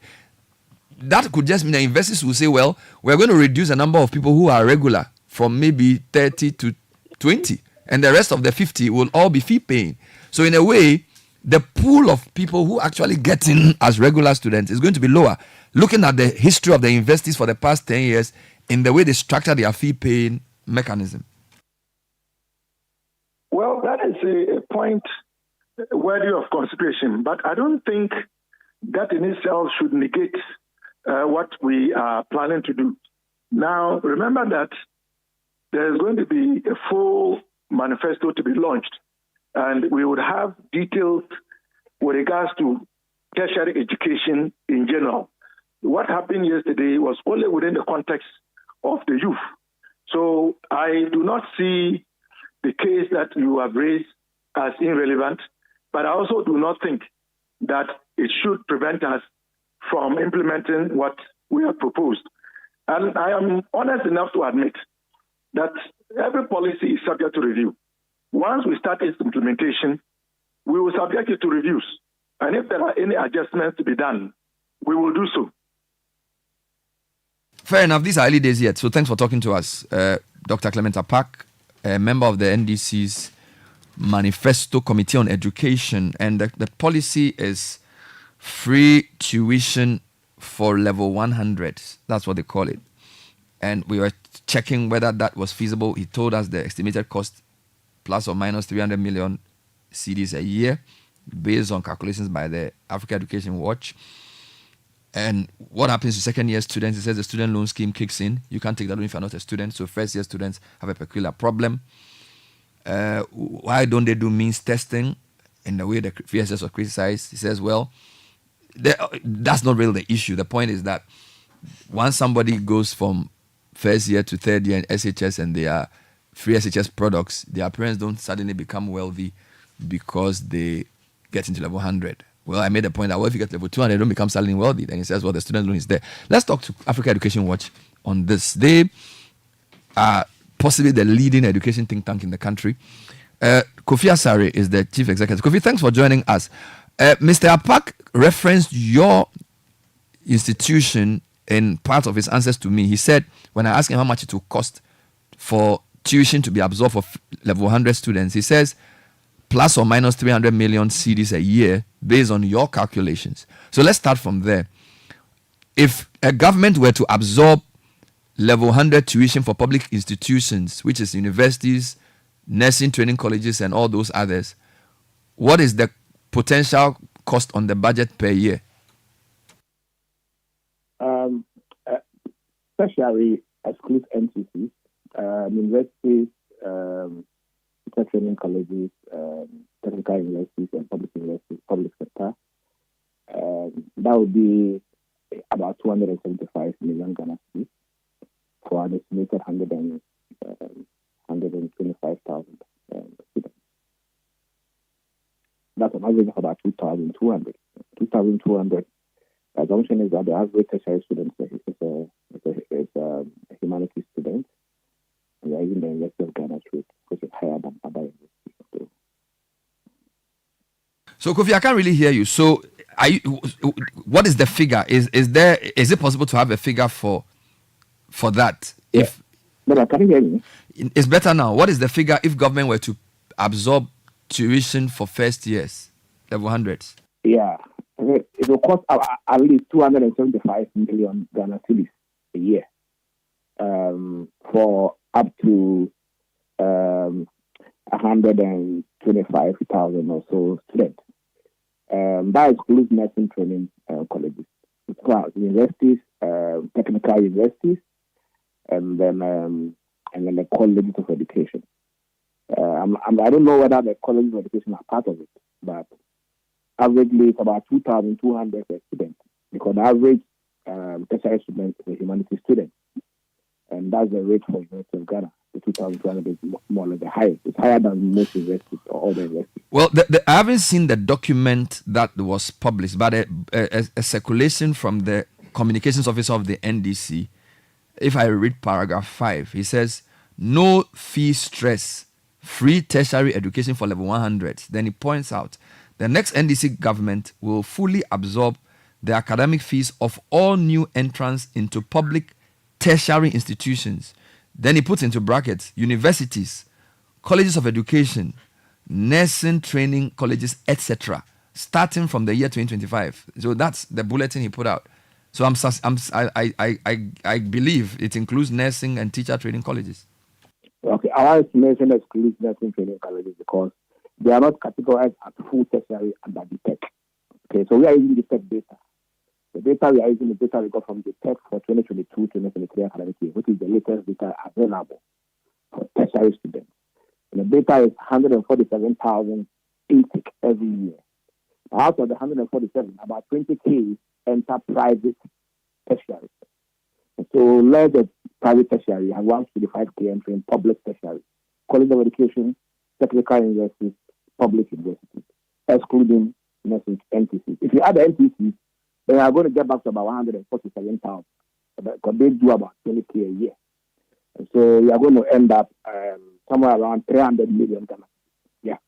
Is that 300 million Ghana cedis something Ghana's budget can afford?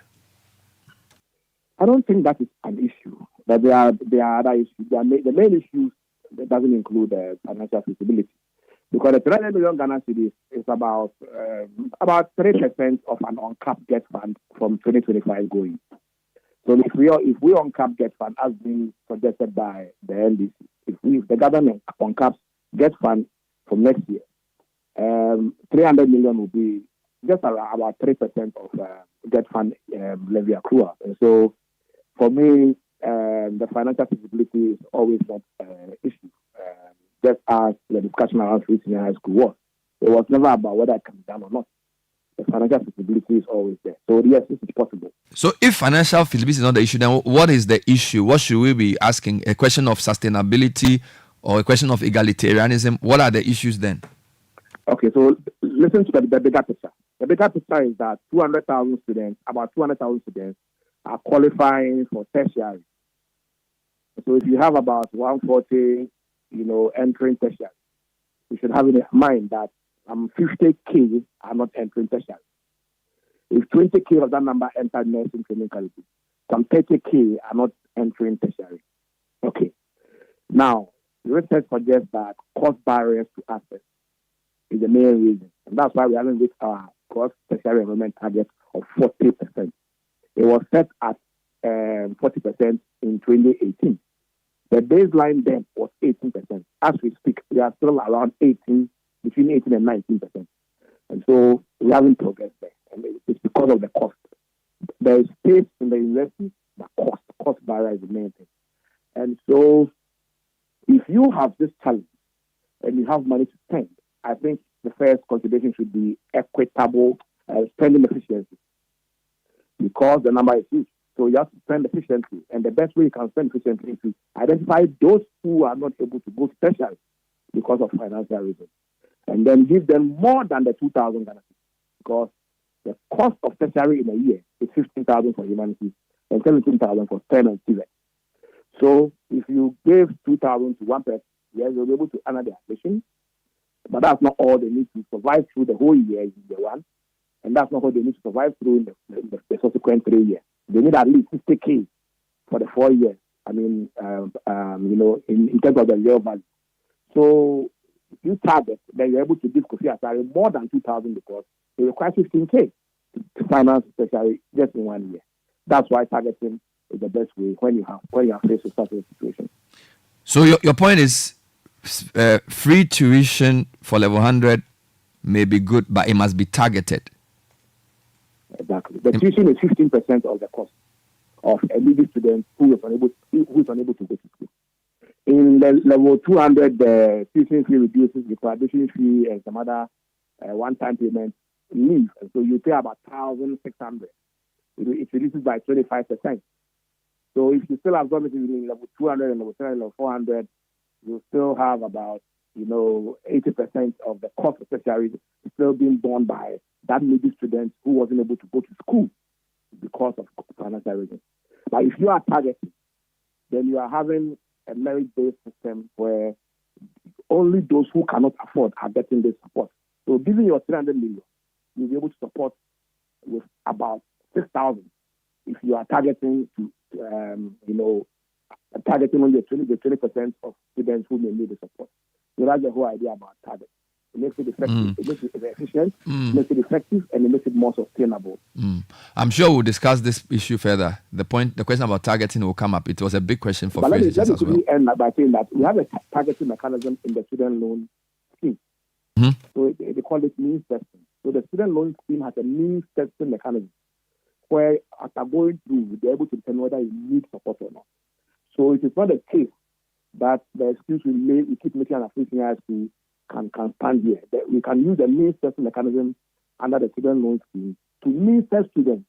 But we should do the means testing before admissions are given, so that you can determine those that you can give more money to assess society. Well, what we heard was that they said for all first year level 100 or for all level 100 students, they will have free. But of course, Dr. Apaak also said they are open to it being refined. So I'm sure the debate will continue. So thank you for talking to us. Kofi Asare is the Chief Executive of Africa Education. What time check it will fall? Let's bring you check and show me that trends quickly. It's brought to us by Telecel and First Bank Ghana. Telecel is doing the more money promo and it's getting exciting. 30,000 Ghana cedis is up for grabs every year. Every week, 1 million Ghana cedis grand prize is what is at stake. It could be you. So simply reload your mobile using your Telecel cash wallet and be part of the daily and weekly draw where you could win up to 30,000 Ghana cedis. Each purchase data or airtime using your Telecel cash wallet and double your chances. The more you reload, the better your chances of winning in the Telecel More Money promo. To opt in for free, dial *500# or send WIN to 500 or visit the Telecel Play app. It's a promo that is regulated by the NLA on the Caritas Lottery platform. T&C Supply, Telecel, connecting energies, and the biggest dream starts small. So this long vacation, enroll your children or wards on the First Bank Ghana Junior Internship Program from July 15 to September 15. Enable them gain valuable work experience. All you need to do is to sign up your children or ward for Kids First account if they are below 12, and for those between 13 to 17, Me First account, deposit 300 Ghana cedis minimum, and then you can get to them to apply for the First Bank Ghana Junior Internship Program. They get to experience a 5-day internship at any of our branches, and we have an essay writing competition that they can win some cash prizes. Find out more about the First Bank Ghana Junior Internship Program. Call 0596 921 921 or email firstsolutions@firstbankgroup.com. First Bank Ghana, you first. All right, so let's get into the segment. Nathan, what has been trending for the past few hours? Well, of course, top of the trends or somewhere in the trends is the NDC's Youth Manifesto, and it's trending together with International Youth Day. So yesterday you had the NDC. So yesterday was National Youth Day? Yes. Okay. Yes. And even the Daily Graphic had Dr. Baumia speaking at the Pentecost place at Gomwa There's an event there. He was talking so about you did. data charges. NYA organized that. Yes. So NYA. good. So you have Mahama, Level 100, Baumia, of course, hashtag NDC Youth Manifesto, all of that trending as well. On the sporting side, Liverpool is trending. Charlie, Liverpool is trending. they can't get a defensive They midfielder can't seem to save lock their life. down. Yeah, they can't seem to lock down a signing, and so people are talking about that. Incompetence, bad. No, I don't think. I think it's you just, couldn't get Romeo Lavia, you couldn't get Caicedo. Now you want to get Zubrimendi. He said he won't come. So anyway, so that's people are talking about Liverpool. And then you also have Barca in the trends. Yesterday they played the Juan Gamper Cup with Monaco and lost 3-0. Is this what they are using to go and challenge Real Madrid? So, you lost 3-0 to Monaco. So people are also talking. They should concede the league. About that. Of course, other things. So Ter Stegen, Lewandowski, Barca related. Barca make Barca. In some way.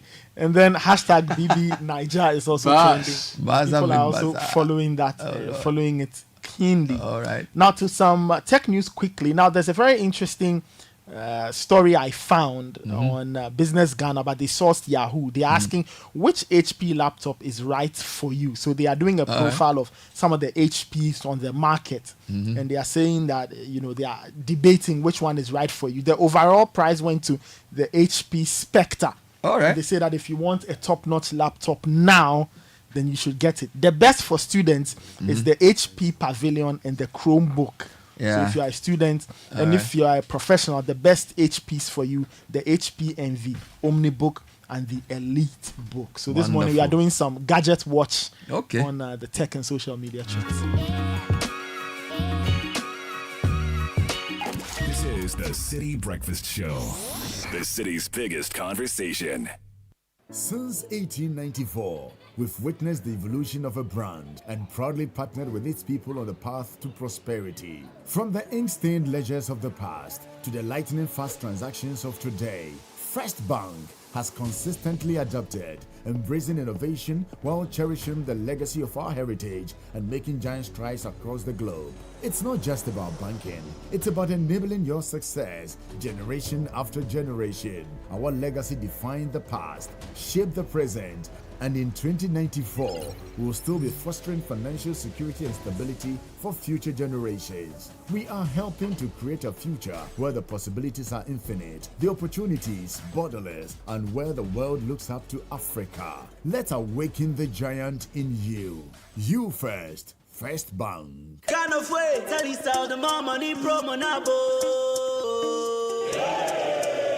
Everybody likes money, but what do we like more than money? More money! Join the Telecel More Money promo and win money, more money, and even more money. Simply opt in for free and reload your mobile and broadband and be the lucky winner of the 1 million Ghana cedis grand prize. Also win cash prizes of up to 3 million Ghana cedis in the daily and weekly draw. Opt in for free by dialing *500# or send WIN to 500, or you can opt in on the Telecel Play app. The more you reload, the higher chances of winning in the Telecel More Money promo. Keep loading, win, and be a millionaire. Telecel. Connecting energies. Terms and conditions apply. This promo is regulated by the NLA on the Caritas Lottery platform. Join the conversation on the Citi Breakfast Show on Facebook at facebook.com/Citi97.3, Twitter at twitter.com/Citi973, and Instagram at instagram.com/Citi973 with the hashtag CitiCBS. Channel 1 TV is live on DSTV, GoTV, and HD+. On DSTV, find us on Channel 363. On GoTV, we're on Channel 117. And on HD+, get us on Channel 108. On a digital TV, run a new search. But take note that without an antenna, you cannot access Channel 1 TV. Channel 1 TV can be accessed on any free-to-air digital box, like the DSTV and HD+ boxes. Channel 1 TV, telling your story, empowering change. I am Ohinere Gifty Auntie. You see, it always feels good when you receive that salary alert. I made a bold decision to invest a lump sum into the Old Mutual Retirement Salary Plan. And this means that I will get these alerts every month throughout retirement for the rest of my life.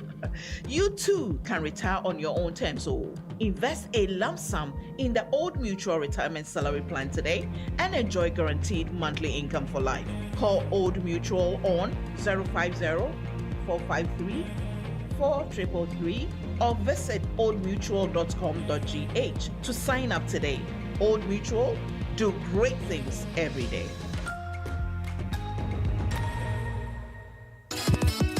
The grand finale of the Literacy Challenge 2024 is here. Congratulations to our top 10 finalists. But the big question is, who out of our top 10 wins the ultimate prize of 10,000 Ghana cedis, the Glitzy Trophy, and the bragging rights as the Literacy Challenge winner for 2024? Support your favorite student, support your school, and let's promote literacy in Ghana. Tune in live to Channel 1 TV for the grand finale on Saturday, 17th August 2024 at 12 noon. Call 0205-973-973 for more details. The Literacy Challenge 2024 is powered by Citi FM, supported by Channel 1 TV, and is sponsored by Ghana National Gas Company, Alive Soap. Feel fresh, feel alive. From the House of Wilma Africa Limited. Fortune spread for bread. Yummy, delicious, always on point. Another quality product from Wilma Africa Limited. Ribby Biscuits by M4 Foods and Prospectus Ghana Limited. Your one-stop shop for all school items.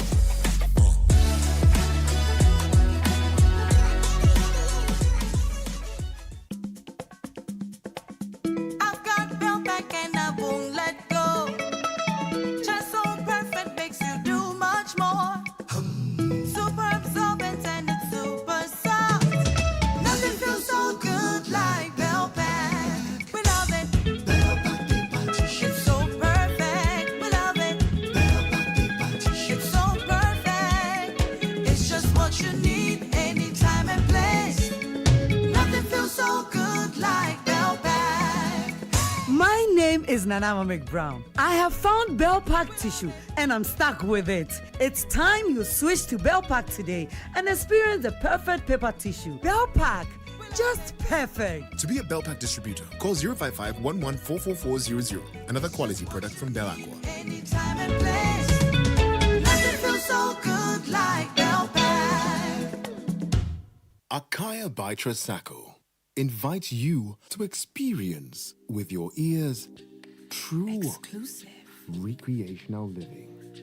Observe the lush green landscapes. Oh, so green. And our private 19-seater movie theater. Have a movie night. Get sweaty in our fully equipped gym. Has everything.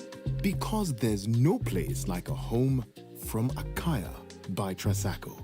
To find out more about our exclusive homes, visit akayabytrasaco.com. Akaya by Trasaco. More than you imagined. This is the Citi Breakfast Show, the city's biggest conversation.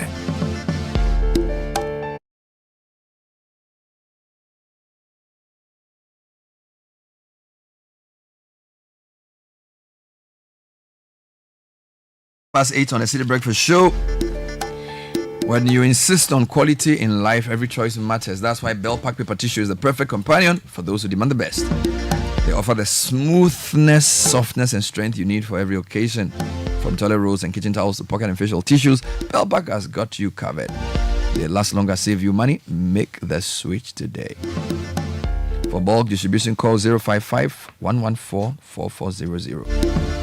That's 055-114-4400. Belpack tissues, another quality product from Belacqua. Which new exclusive estate is being built around a central green park with all the family amenities you deserve, including a private movie theater, paddle tennis court, and more than you imagined? The The answer is Akaya by Trazaco. Trazaco, the leading residential developers that brought you Villaggio, Primavera, and Trazaco Valley, are set to redefine suburban living in Pantang with their residential project called Akaya by Trazaco. It's just broken ground on phase 1 of the master plan estate. Here is your chance to join the exclusive Trazaco family. Visit Akaya by Trazaco.com for more information. And do you want a British degree at a fraction of the cost? Do you want a vibrant student experience in a community that equips you with the useful employability skills, taking you one step closer to the career of your dreams? Enjoy all these and more, plus up to 50% scholarship for your degree at Lancaster University, Ghana. Be taught by the finance faculty trained to UK standards at campus. For more information, call us now 020-960-7008, 020-960-7008. Or visit www.lancaster.edu.gh. You can also email admissions@lancaster.edu.gh. Lancaster University, Ghana, the only British university campus in West Africa. And the new order of retirement is here. Now you can retire on your own terms with a guaranteed monthly income for the rest of your life. Yes, simply invest a lump sum into the Old Mutual Retirement Salary Plan today and start receiving monthly income to enjoy perfect retirement. It's that easy. Best part, you get to enjoy salary increase 16% in 2023-2024 as well. Call Old Mutual on 050-453-4333 or visit www.oldmutual.com.gh or simply dial *789*01# to request a call or Brapa Ahotonkwa. Old Mutual, do great things every day. So tell me, are you not tired of paying exorbitant electricity bills? If so, consider investing in a top-tier solar solution from Ghana's leading solar company, Translight Solar Limited, at highly competitive rates. With Translight Solar Systems, you can reduce your electricity cost and escape doomsday permanently. Install a system from Translight Solar and enjoy uninterrupted power supply. Visit us at 98 Boundary Road, East Legon, between ARS and the American House. You can also visit our website at www.translightsolar.com or call us at 050-424-9229 or 0206-542-454 for early bird deals. Everywhere there is sunlight, there is Translight. Now come close to your radio set for the gist of the year. Did you know that your energy-saving, great-tasting Lucozade now has a very interesting look? It's now slimmer, it's now sleeker, and it's an original 330 ml can with the same energy that you've known for years. So go ahead, grab your Lucozade sleek can and discover the same unbeatable energy with every sip. Lucozade, restore your energy, and this is FDA approved. Now, in this day and age where sometimes power can go on and off, you need your devices and appliances protected. That's why SolarTech is there. Go to them. They are in Abilinkwe and get a wide range of different appliances or different guards for TVs, fridges, and all of those things. Call them on 0302-761-450 or you can walk to their office on the number 110 UR Street, Abilinkwe, to find out what they are offering. Get your genuine SolarTech products today from their office or from authorized dealers. SolarTech is the power to protect. Now, you want something to drink this morning? Twisco, it's the newest chocolate drink on the market. It's made from a premium blend of cocoa powder and it's enriched with Enerfort, and it's from the producers of Cowbell. Start your day with a cup of the great tasting Twisco and power your dream. This ad is FDA approved. Now, your living room is a place that deserves warmth, memory, class. When your friends and family come to visit, they need to sit and relax in comfort. That's why Ashfrom is here. They are producing sofas that are of high quality, they are durable, and most importantly, they are affordable, and they come in different upholstery colors and of different types of quality leather. Call them on 0559 027 907 or visit their showrooms in all the big malls to find out what they have for you. Be an Ashfoamer now. Ashfoam, feel it, know it.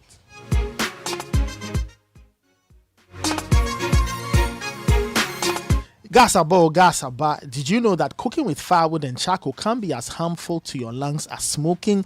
You need to change that narrative. Go on and use liquefied petroleum gas. The MPA is here and they have introduced the cylinder recirculation model. Just take your old cylinder, an empty one, go to an exchange point and then get a filled one so you can use in your home. Make the smart switch from firewood and charcoal to gas for a healthier, happier life. This message is brought to you by the NPA and the Ministry of Energy.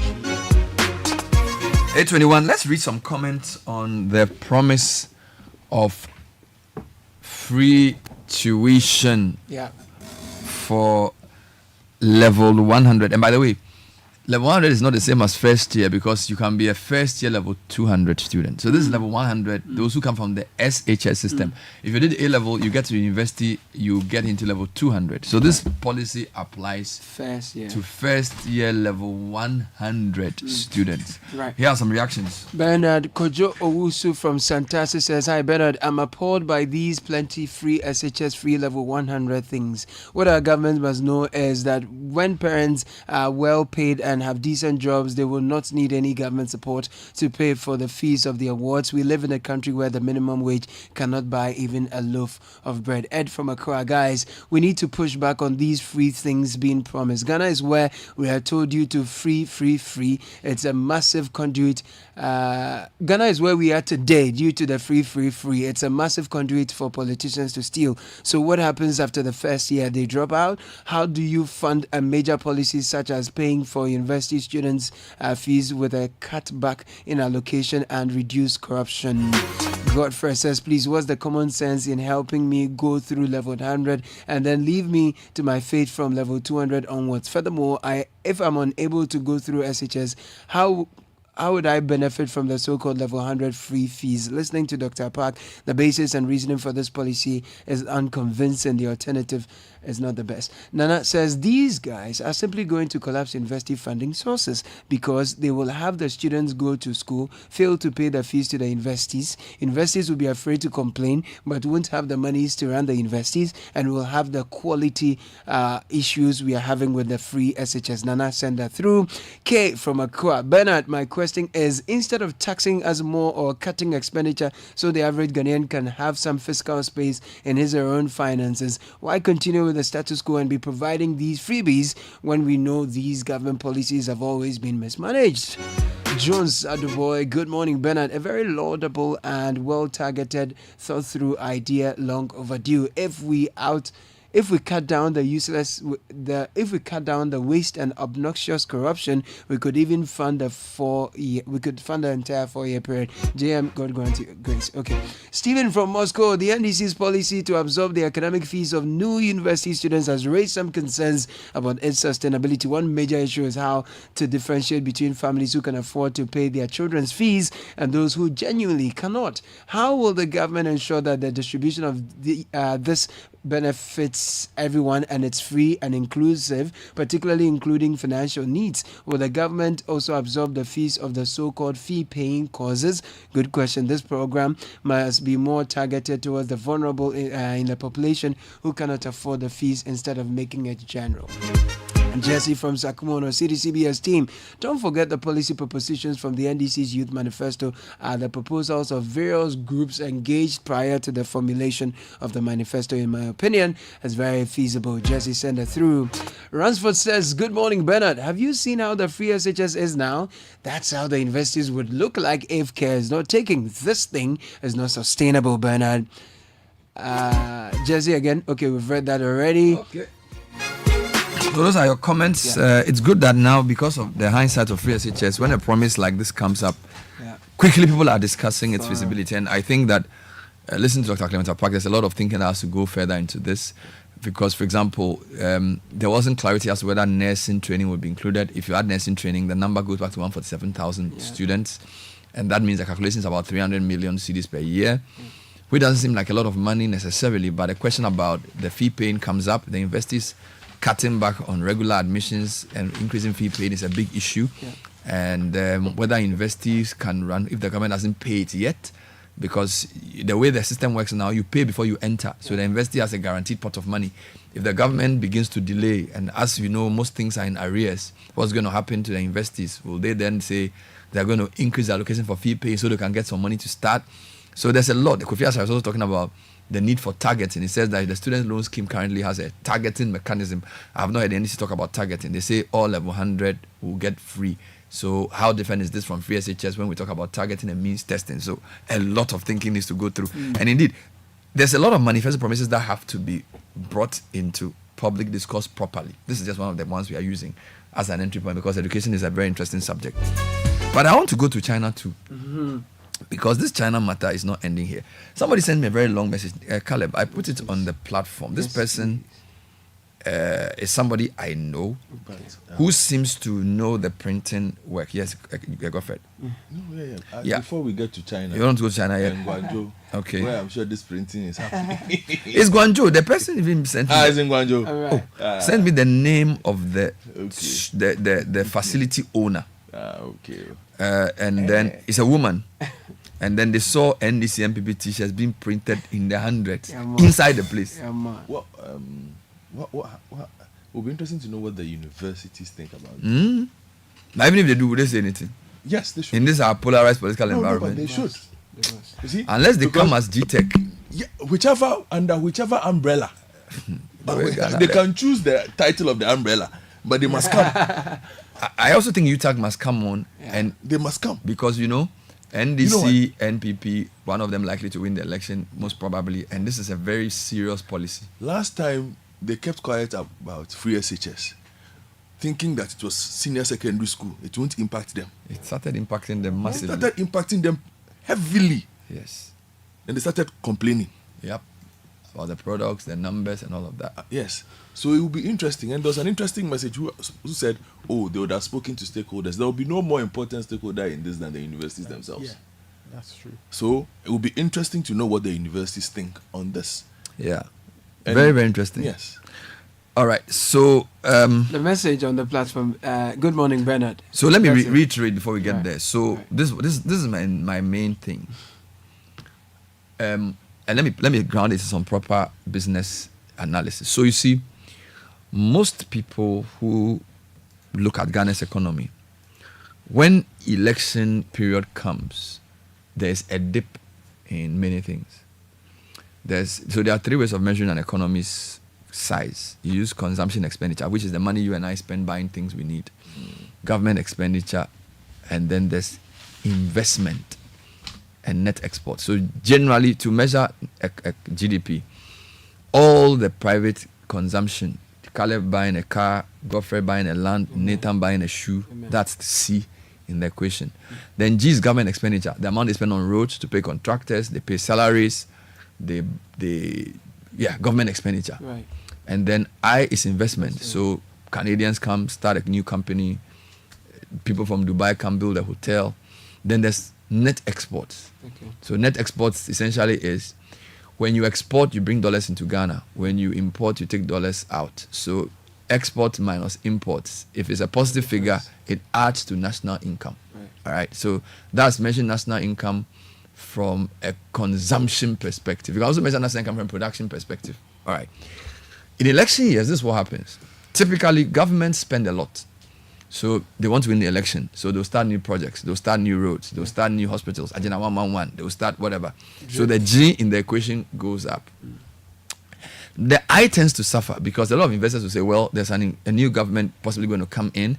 So if I want to come and start a new cement manufacturing firm, why don't I wait till March 2025? Because I don't know who's going to win the election. If I start in October 2024, if the new government comes, maybe they'll change the taxes. So your I in the equation usually will suffer. Now, the C also tends to suffer because a lot of people are doing wait and see because they're not really sure. So I want to,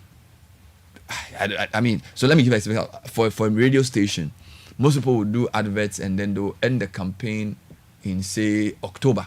Right. All right. So they would come up with maybe the bank is doing a promotion. They'll do the promotion till October and just wait to see what happens in the election because they feel like an election is too dicey. Yeah. So there's a lot of services expenditure that is reduced.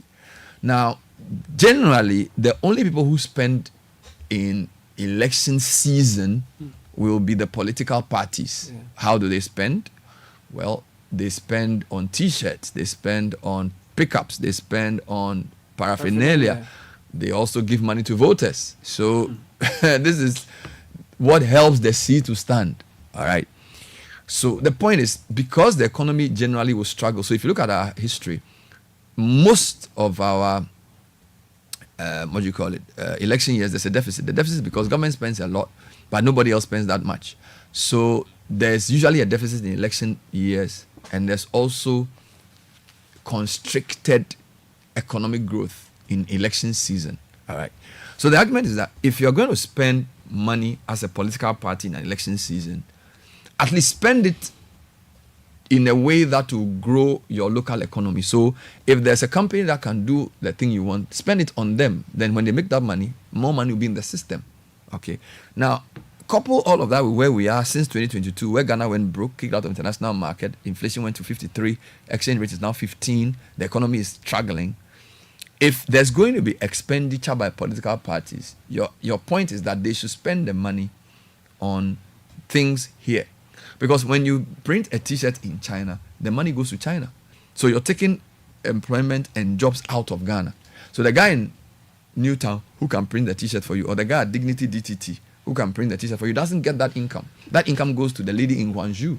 So whilst you're bringing the t-shirt and giving it to Nathan to vote for you, he's not getting any money from you. So you're affecting your economy. So the argument is that our political parties should be altruistic. They should understand that Ghana first. And if they are coming to help us after winning, they should start with the way they print their t-shirts. So the reason I'm taking issue with this is, why are you both printing your t-shirts in the same shop in Guangzhou? Same shop. And the person has shown t-shirts, caps, as in eche. Yeah. Fai. Yeah. And then they're also printing scarves. Yeah, and they are printing them in bales that they will bring into Ghana. Now, China don't chop cedis. So if you're going to pay for those t-shirts, you're either, and I'm not sure RMB is convertible in Ghana, I don't know. If you want to buy in China, you probably want to pay in dollars. Or you want to pay, even if it's RMB, I don't know, whatever. So you're basically going to put pressure on your currency. So my argument is, politicians, you've messed us up all these years. Now there's election, you want to give us t-shirts. You haven't built systems where you know that our election economy is big, where you can then decide that for election season, our printing presses will cash in. You're sending the business to China. That's not acceptable. And you're printing it in the same shop in Guangzhou. I have the woman's address. That is completely unacceptable. You know? So I want to speak to a printing company to see what they make of this. But I want to mention all the shops so you don't think I'm Oh, no, you don't have to. Well, because people think I'm... No, let me see. I have pictures. You verify this for me. Let me check. Go through the pictures and check if this is true. The name of the shop and the name of the street. You know? So this is my issue, that if you're going to spend money, because most other parts of the economy don't really move. In an election season, everybody is just waiting. Like you just read a story this morning in the graphic business that T-bills, they are not meeting their... Everybody wants to hold on to what they have. All right? So the economy tends to struggle. That's why in the first, people say the Christmas is dry. Election Christmases are very, very dry. All right? Yeah, there's a lot of illicit money that moves around. So in election season as well, again in Ghana, we don't do a lot of proper analysis. So in Ghana, election season, maybe the parties are being funded from wherever. So you see there's money to do. And by the way, the parties don't really give the media houses that much money. So, and let me explain what affects to media. Maybe a bank wants to do a campaign. They'll say, in election season, people are listening to campaign songs. They are not going to focus on our campaigns. So we won't advertise. So we don't get money. The political parties also, Charlie City, give us discount. We don't have money. You know, we are in opposition. Or government, we have to get everybody. So they will come and do 1 hour program. If a bank were paying for it, the bank would have paid maybe, let's say, 20,000. Yeah. They will pay 10,000. And we say, oh, we beg. We are in opposition. Or we are government. So that's bad for the media business as well. Good. So the media business is struggling. Sure. Now you have money to print a t-shirt. Do you get it? So you're already not spending. People are not spending on us. You have money to print a t-shirt. Then you go to Guangzhou. Did you check out the shop? Is it a proper shop? Yes, it's a proper shop. And then what did they write there? They said, welcome. It's on Guangzhou and Shilu. Guangzhou and Shilu. What's that? The street name. Guangzhou and Shilu. And then the shop is Yuehua. Yuehua. Scarf. They say scarf, school vest, posters, cap, paper bags, label. By the way, why are they so good at printing these things so cheaply? You'd have to ask those in the printing industry. I have no idea. Because they usually say the Chinese is cheaper. Yes. So I guess it's the sheer skill that they can print. Yeah. And maybe also the cost of production. Yes, the ink, the technology that they have. But these days, I think the Ghanaian printing sector is sophisticated enough. Most of them have capacity to deliver a certain kind of quality for you. But I'm imagining they would have to import the inks. They have to buy the machines they will use for the printing, and the cost of utilities will also be high. Even the shirts. Yeah, the shirt itself. So what are the inputs? Ink and then the T-shirt itself. Yes, the T-shirts, the caps. I don't think they make the caps here. So it may be cheaper for a Chinese company to source the shirts, shirts in bulk, the rubber handbands, the scarves, the shoes. Because I've seen some. And because it's producing for the whole world, nice he may produce 1 million copies in a week. But this shop didn't look like a big shop. This shop that this person didn't look like a big shop. Or this shop may give it to a bigger person. You're looking at the front, perhaps. They might have a factory somewhere. So this is perhaps where you go to place your orders, but they might have a bigger space. But by next time, there's some nice sneakers going, political sneakers going around. I'll buy one. All right, so here's Kale, read a message from this person who seems to know the printing business. Send me a long message. Good morning, Bernard. Morning. Regarding T-shirts production and printing, there is no Ghanaian company that has the economies of scale advantage to produce and print T-shirts in Ghana. Secondly, the tax we pay on T-shirts fabric is, the last I checked, on singlets, since those shirts qualify as underwear.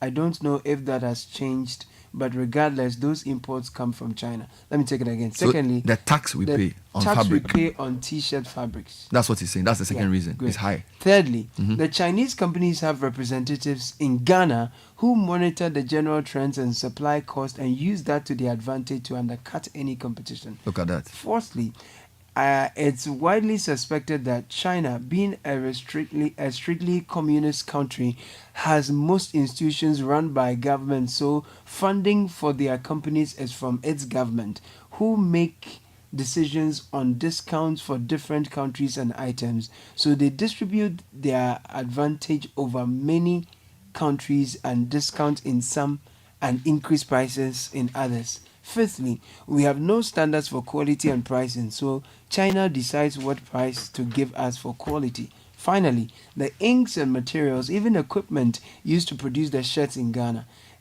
come from China and get ridiculously taxed at our ports. So how on earth can any company be competitive against their suppliers? Ghana and Ghanaians lose because of our government's policies on duties and taxes. So that's a 5-point agenda as to why the Chinese will win. But let me speak to somebody in the industry. At least there should be an attempt to. Yeah, there should be. So this is I wonder what the split is. It's also interesting to speak to the political parties, actually. Why they make these decisions and what the split is. I'm sure some will be printed here. No, some will be printed here. You don't get it. My understanding is that the political parties don't print T-shirts. So who's their sponsors? So Alhaji Godfred, maybe he wants to make inroads in the parties. He will call Caleb, who is running for say Medina, and say, my guy is giving you 100 T-shirts. Give me your design. Then you say, Caleb is in MPPO. Then Nathan is NDC. You say, Nathan, my guy is giving you 200. So his investment is to give Nathan and Caleb T-shirt with NDC MPP.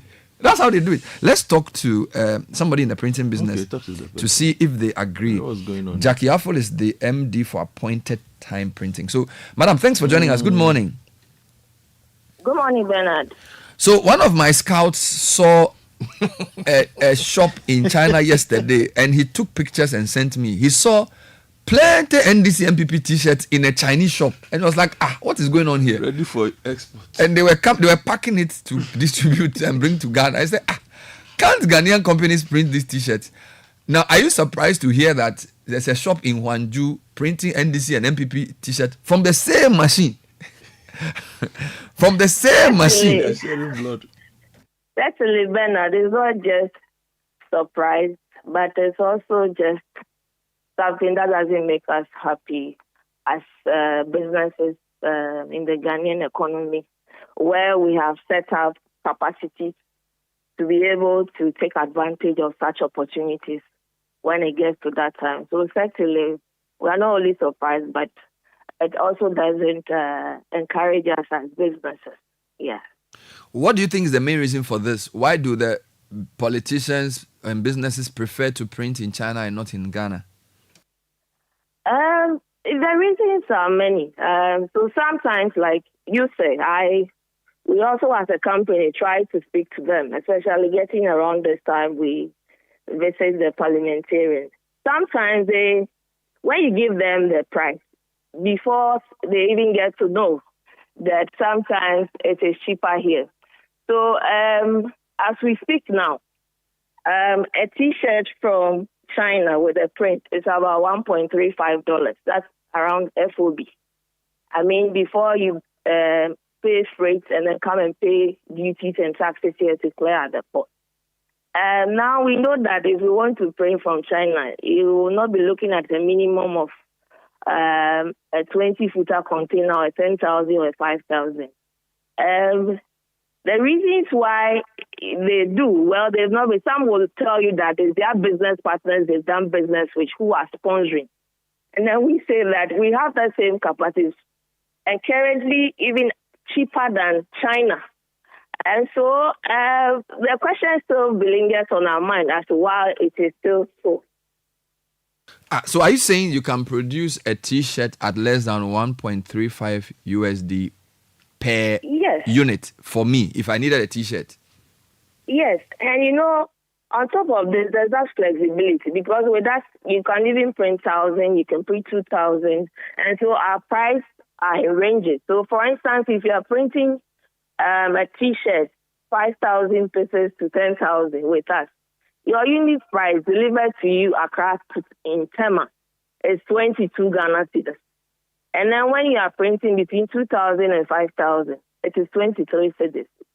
1,000 cedis and below, it is 24 cedis, which is not comparable to China. It's cheaper than China as we speak now. Let's take it one by one. So assume I need 5,000 T-shirts from appointed time. Yes. You're saying I'll get it for 22 cedis. Yes. Now, you're saying that if I went to China, it is 1.35 USD FOB. So they haven't added freight. No. They haven't added duty. That 1.35 is, if I even use 15.5. So 1.35 times 15.5. That's 20.9. So we haven't added the freight of the container. We haven't added the taxes. So exactly. it means that it's more expensive to bring it from China than if I do it here.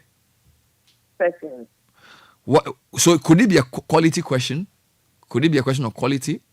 It is not a question of quality. I speak for appointed time. For us, we have been in this business for 20 years, and we don't take our standards in the production.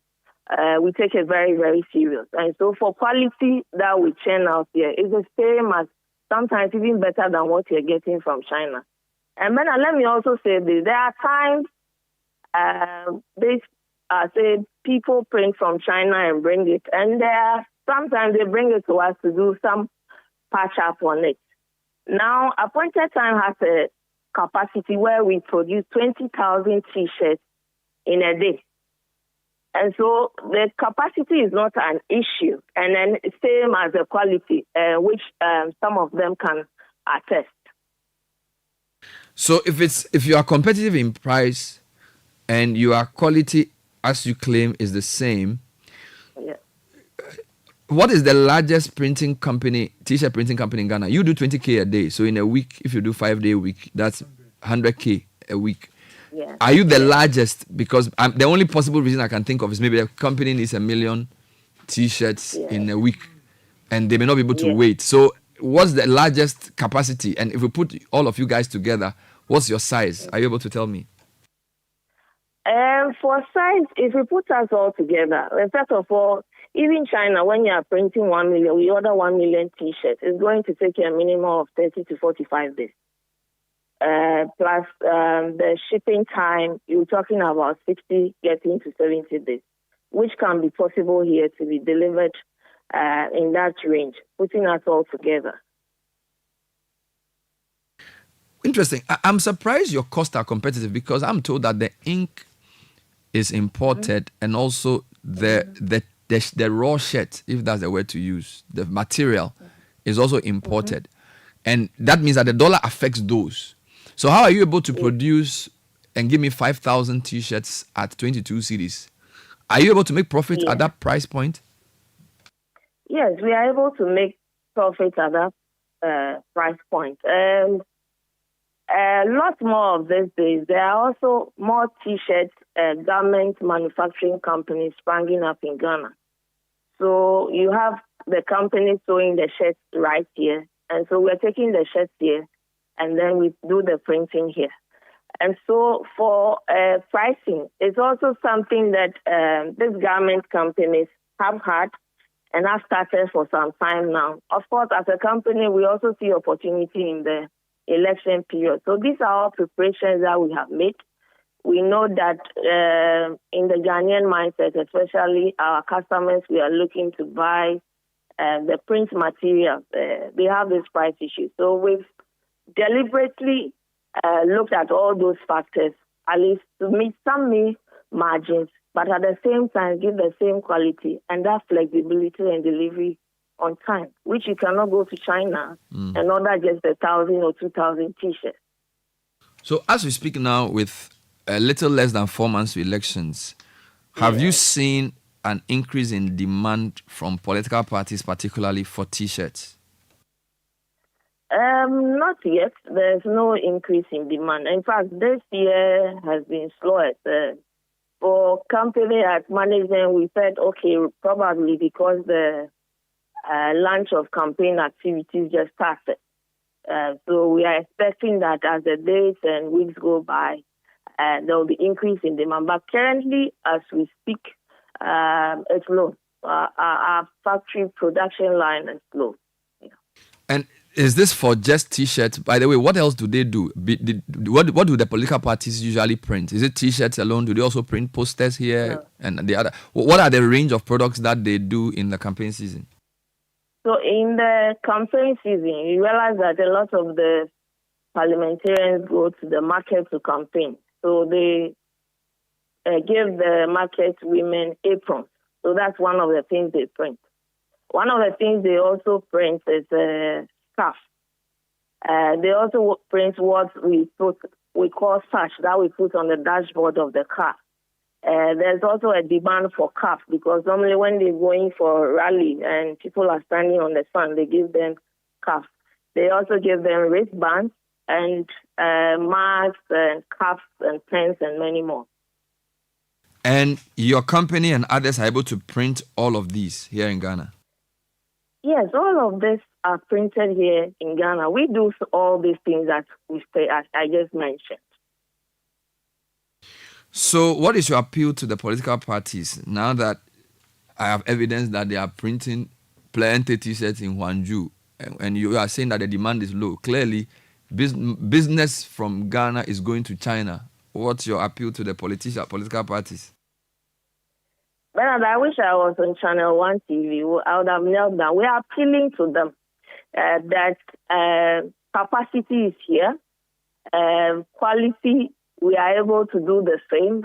And once we do this, all the unemployment that we speak about, we could also give employment to some Ghanaians around this time. And for us in appointed time, once we do this, we are also able to train the people on printing. So some of them leave, and they are even able to set up their small-scale printing businesses along the time. So thank you for this opportunity, but I'll use your medium to appeal to the parliamentarians and the political parties and the businesses that sponsor politicians that appointed time printing, we have the capacity, we are competitive enough to deliver the political paraphernalia. Thank you so very much for talking to much. us. We've been speaking to the MD of Appointed Time Printing, Jackie Afo. Ghanaians, your politicians are printing T-shirts in China from the same machine. From the same machine, Charlie. It's on the beat. Abadimpo. Move.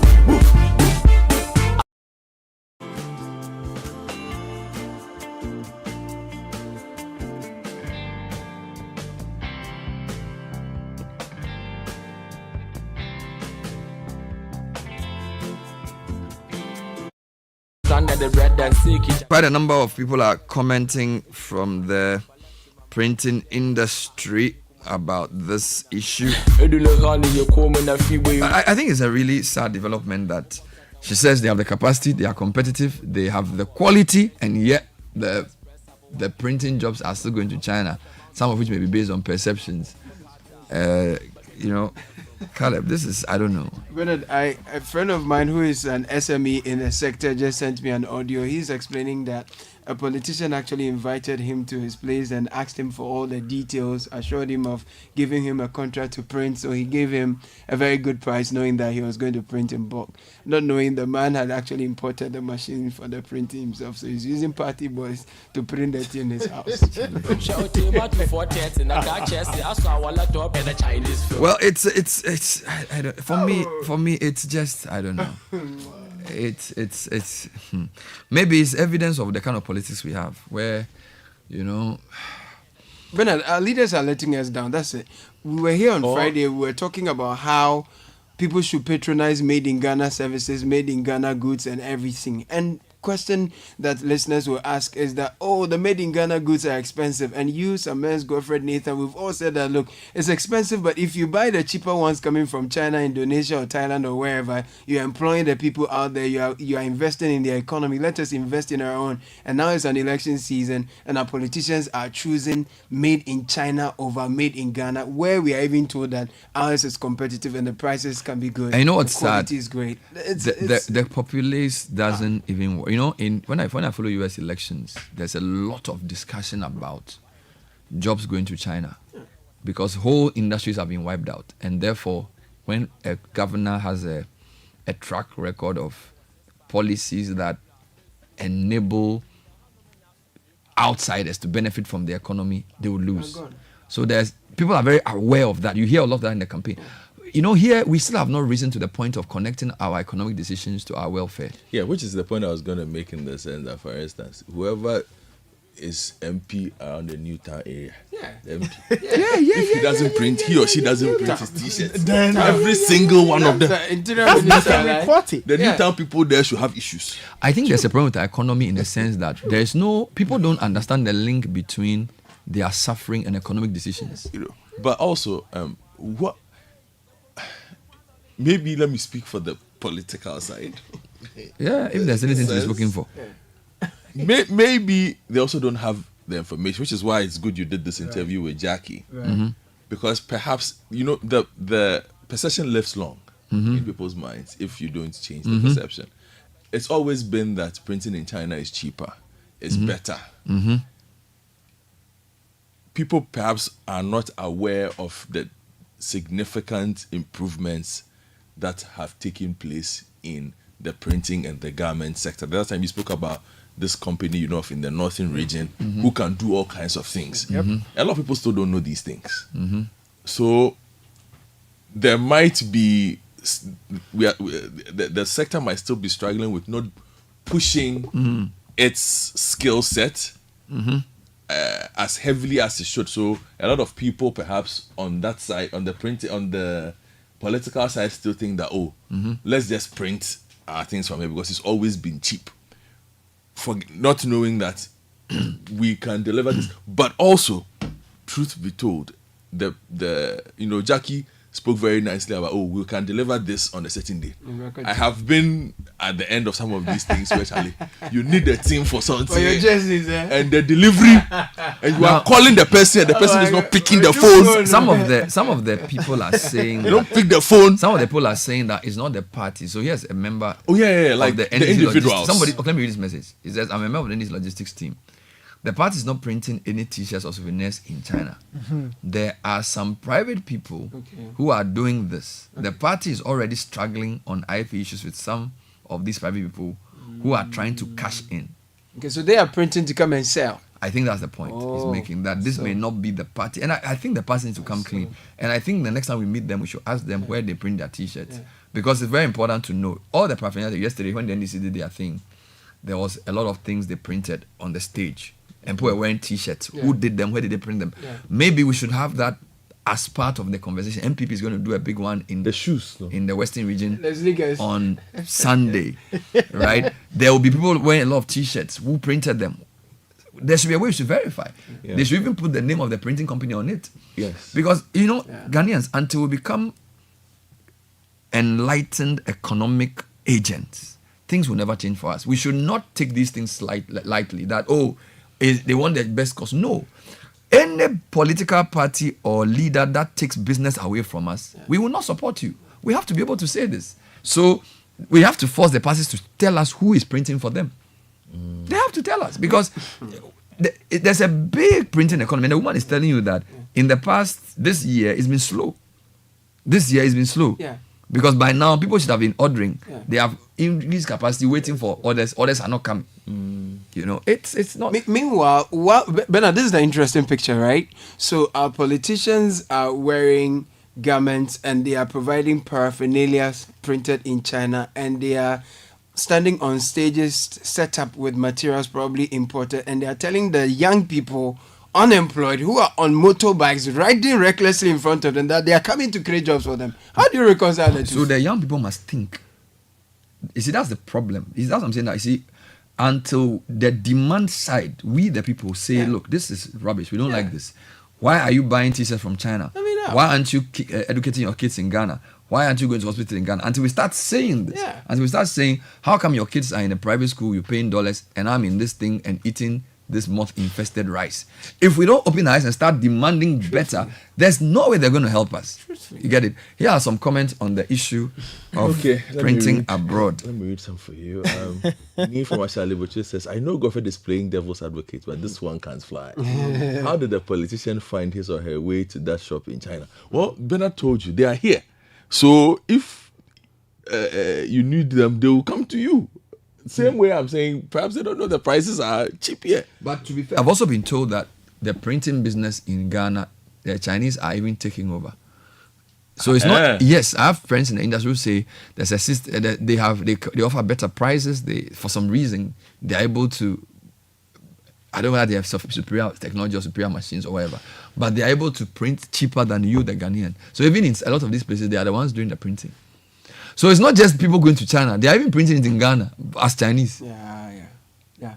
And yesterday, it's serious. So it's not. I mean, but you said that the guy said in the Tema, what do you call it, the fishing port, that the harbour is going to be taken over by Chinese because everything is written in Chinese. Join the Zimbabwe review this morning. Anyway, Daniel Ochi from Gai's Hospital says, Bernard, thanks for this, but politicians in Ghana should bow their heads in shame for doing this. Dr. Nkrumah said the black man is capable of managing his own affairs, but look at what we're doing. Why should they even think of doing all these things? Well, Daniel Ochi is not very impressed. Just as Caleb said, the politicians are now into the printing business and printing their own things. This is not even just to shirts. It applies to other printing projects. They're trying to save cost. Cut cost, sorry. I know of a company who closed down their printing house due to cost of operations, and now print and design everything from China. Capacity here is very low. If you want it in a large quantity and delivering on time is a challenge. Really? That's why most people prefer China. The woman said you can get 20,000 a day, and apparently you need 30 to 45 days to get it. Sometimes. So I'm not sure if these things are factual. But some of what they are saying, that they can get it in China earlier. Bernard, there was a time I gave a contract, large one, to a printing house to do some work for me. Bernard, how long did it take? The morning of the event. That's when it came. We didn't sleep from 1 a.m. to 5 a.m. Why? Because we had to drive from East Legon to Accra, just trying to make things work. That time was then light. Everything was working. Did the thing come? Bernard, what was delivered? Let me just tell you that I no longer have that client. But this let me just tell you, I no longer have that client. But this was a while back. A while back. Was this like 5 years ago? Yes, roughly. But things have changed. No, but I said I lost that client. Because what happened? Apparently, this company we gave the business to had also outsourced it to different places. So what happened was, some of the colors were blue, and this is a company. You are laughing at me. So they shared it. Yes, they shared the thing, and now the thing comes back, and the color tones are different. Oh, wow. For a brand that has one color. Oh, you see? So they couldn't meet the capacity. They won't tell you. They share So the thing if to you others don't smaller. take care, you give somebody MPP colors and he'll bring you the colors of Holland. Hey, Oh, France. That's what you ask for. let's read more comments. Anyway, good morning, Bernard. Please don't be surprised if the actual contract was given to a Ghanaian and this person went to China too. They were there. That's also possible. Possible. Bernard, do you know the yarns for Kente is imported from China? Yes.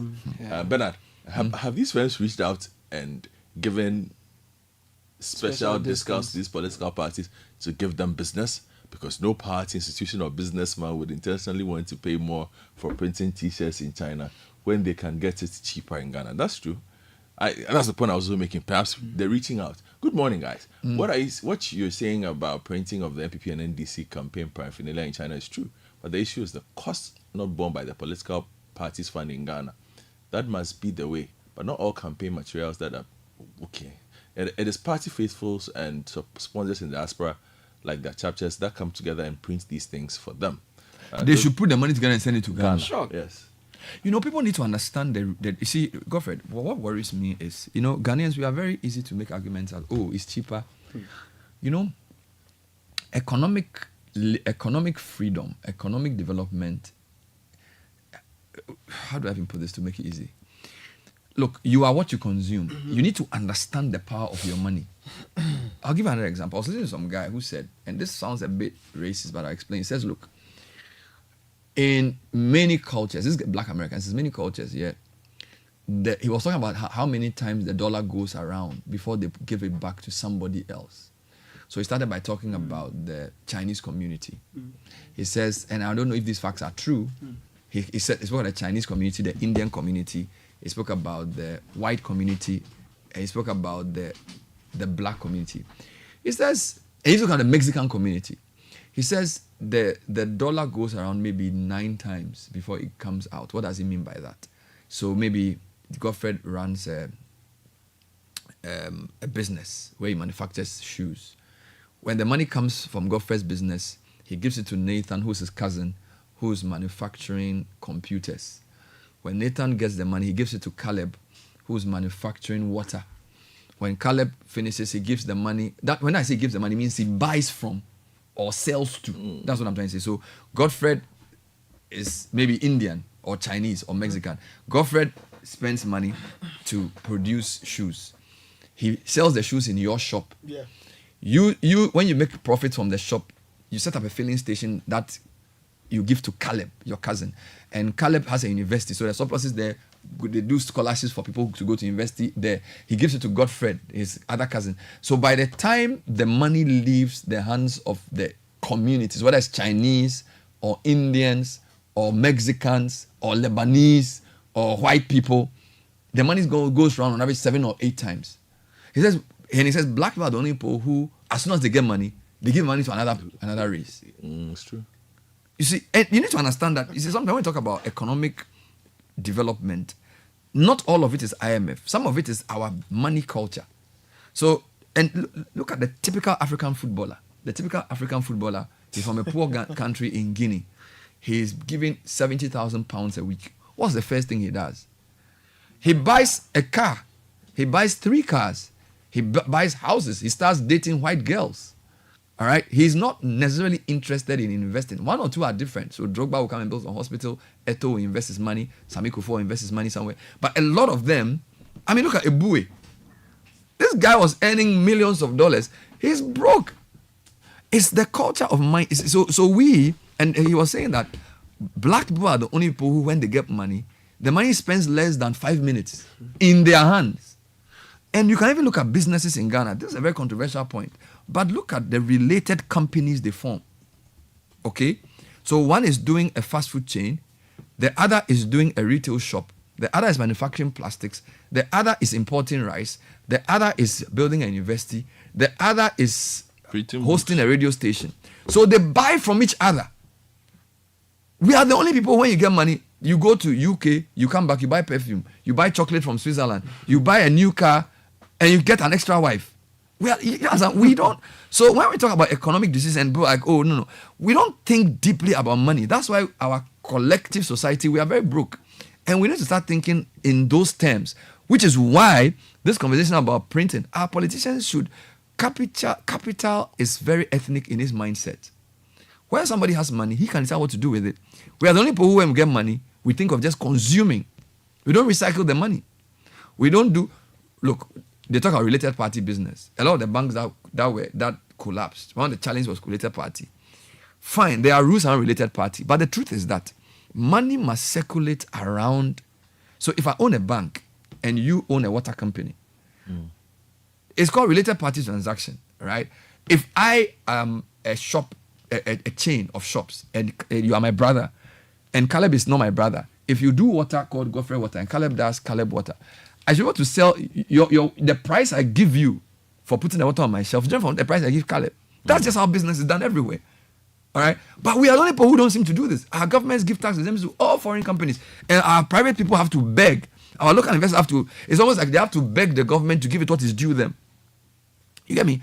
And it's because our politicians still don't see Ghana as the destination. When he makes money, he goes to buy a house in London. He goes to buy an apartment in Dubai. Ghana, he's basically continuing what the colonialists did, just that he has a different skin color.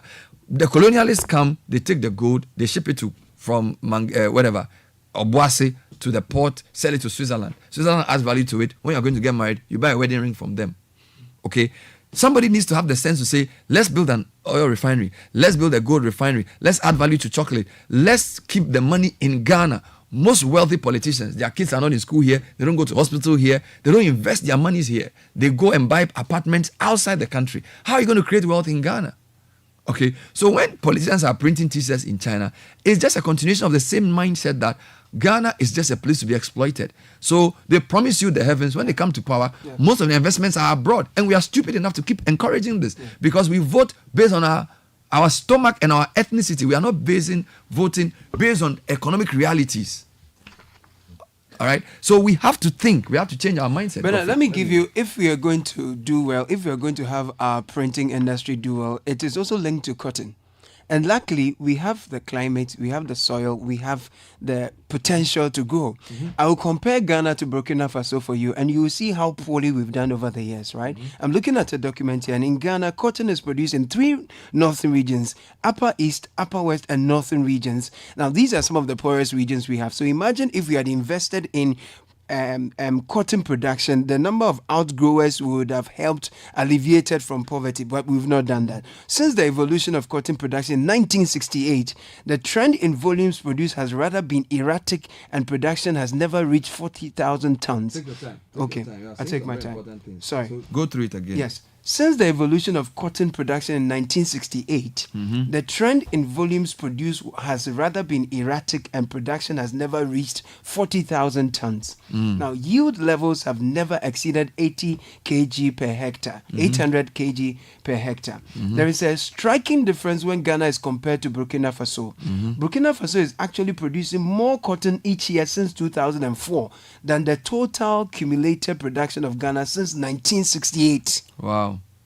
Ghana's cotton production amounts to less than 1% of the West and Central African production, although Ghana has excellent conditions for cotton production.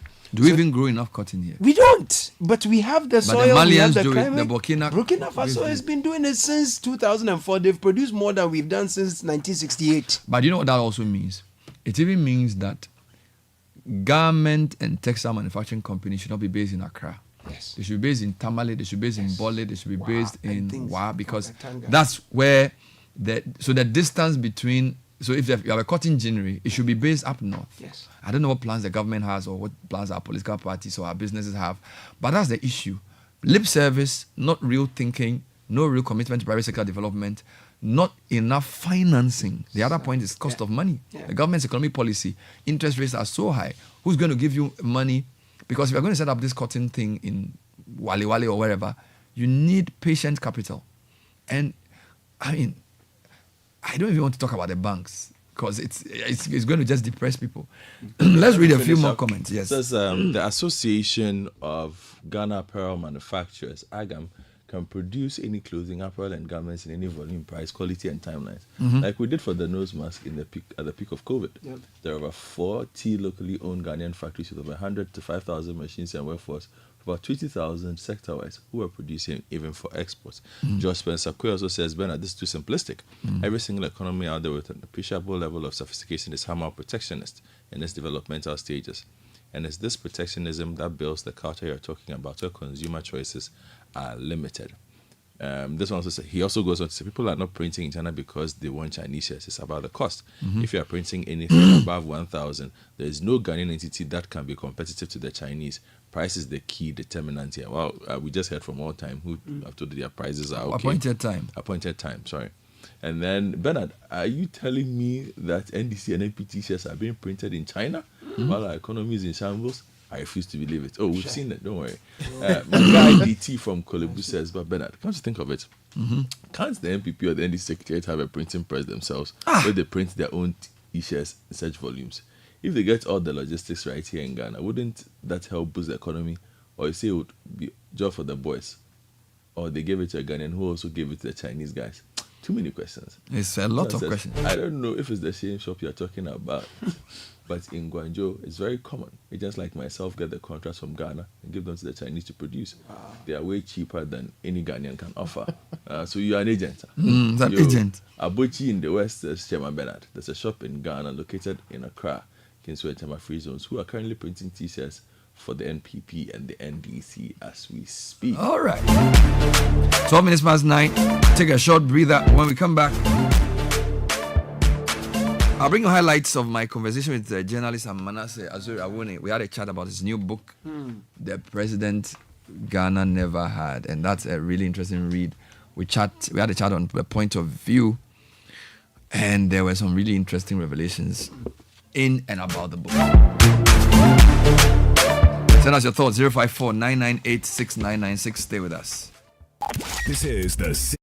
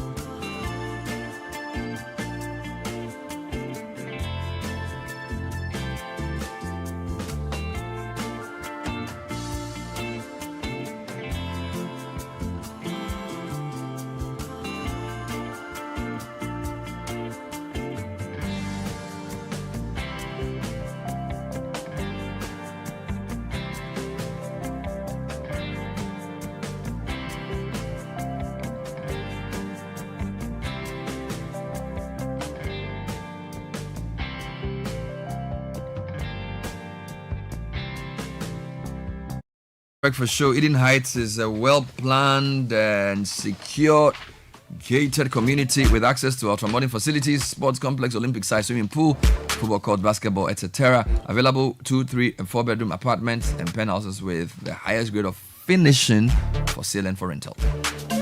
They're located at West Hills Mall, behind it at Wager. Call 0501 531 444. Your phone, no matter where you are, your favorite teams are just a tap away. And for only 55 cedis, sign up to the Premier League mobile plan on showmax.com, create your account, and download the Showmax app on your phone today, and you are good to go. Showmax is your stadium on the move. Now, picture this. You are done at work, you get home, you want to lie down and rest, but the mattress is sagging beneath you.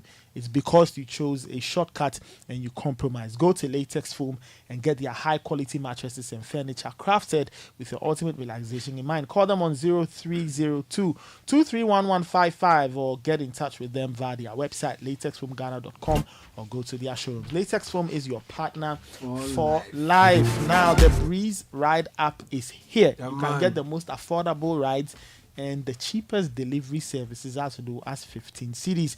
And there are other things on the app as well. There's also a personal shopper on the app. You can get all your clothes. You can find out all the top markets and restaurants are at just a tap of a button. The Breeze app is on the Google Play Store and the App Store. Download and try it now. And hello, Ghana. There's an exciting new chocolate beverage out there on the market from the producers of Cowbell. Permit me to introduce you to Twisco as a chocolate food drink with a blend of premium cocoa powder enriched with Enafort. Twisco is available in 20g and can be found at the nearest neighborhood store in a delightful red sachet for only 1 cedi 80 pesos. Start your day with a cup of the great tasting Twisco and power your dream. This advert is FDA approved. And love letters from Customs Division of the Ghana Revenue Authority. They wish to inform the general public that a 2-month amnesty has been granted to all users of uncustomized vehicles from 1st August to 30th September 2024. It's an amnesty that waives all penalties that would have been imposed should vehicles be impounded by personnel of the Customs Division. All users of uncustomed vehicles are encouraged to take advantage of this window and regularize documentation of their vehicles that have been illegally imported into the country. General public should note that after 1st October 2024, the Customs Division will undertake a nationwide and announced inspection of vehicles on the roads, and if impounded, all uncustomed vehicles will be dealt with. So for further information, kindly visit the nearest Customs Division office or the GRA head office off Starlets 91 Road near Accra Sports Stadium Ministries. You may also call the GRA toll-free number 0800 900 110 or email info@gra.gov.gh or by WhatsApp 0555 299 0000 and 020 063 166 for assistance. And final one from me, Call Event Solutions and MGA Consulting in partnership with the Chartered Institute of Marketing Ghana brings you the National Sales Leadership Conference on the theme Sales Unleash, the role of sales in sustained organizational revenue growth and economic development. This event is scheduled for the 14th to the 15th of August this year at the Accra International Conference Center. The time is 9 a.m. each day. Our special guest of honor is the Minister of Finance, Dr. Mohammed Amin Adam. National Sales Leaders Conference. We're focusing on sales innovation, revenue growth, sustainable sales strategies, and sales leadership, specially curated for sales leaders to transform and make impact. For more information, call or WhatsApp 050-271-1070 or visit www.nslcaccra.org to register. Be part of the conversation. Is starting from the 14th to the 15th at AICC. NSLC is supported by Telecel and Star Oil.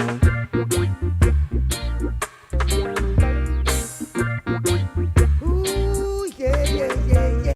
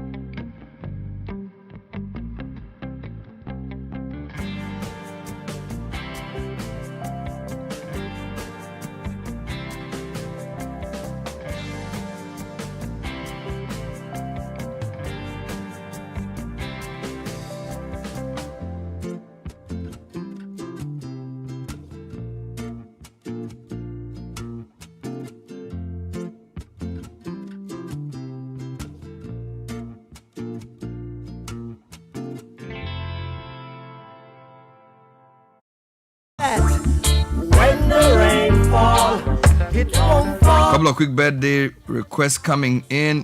Please help me wish my daughter a glorious happy birthday. The Lord bless you and keep you, make his face shine upon you, give you peace. Numbers 6:24 to 26. A fabulous happy birthday to Nanaya Asida from Ma Sapong. You deserve a long and fulfilling life from your parents and little brother Achedzi.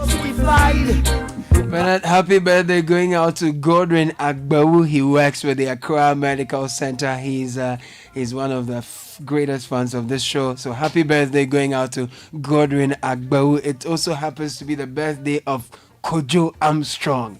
Kojo Armstrong, happy birthday to you. So let's get into the conversation with Manasseh Azure on his new book, The President Ghana Never Had. This was on The Point of View, which, by the way, we'll replay today at 2 p.m. on Channel 1 News. Here are highlights of that conversation. Manasseh, why the President Ghana never got?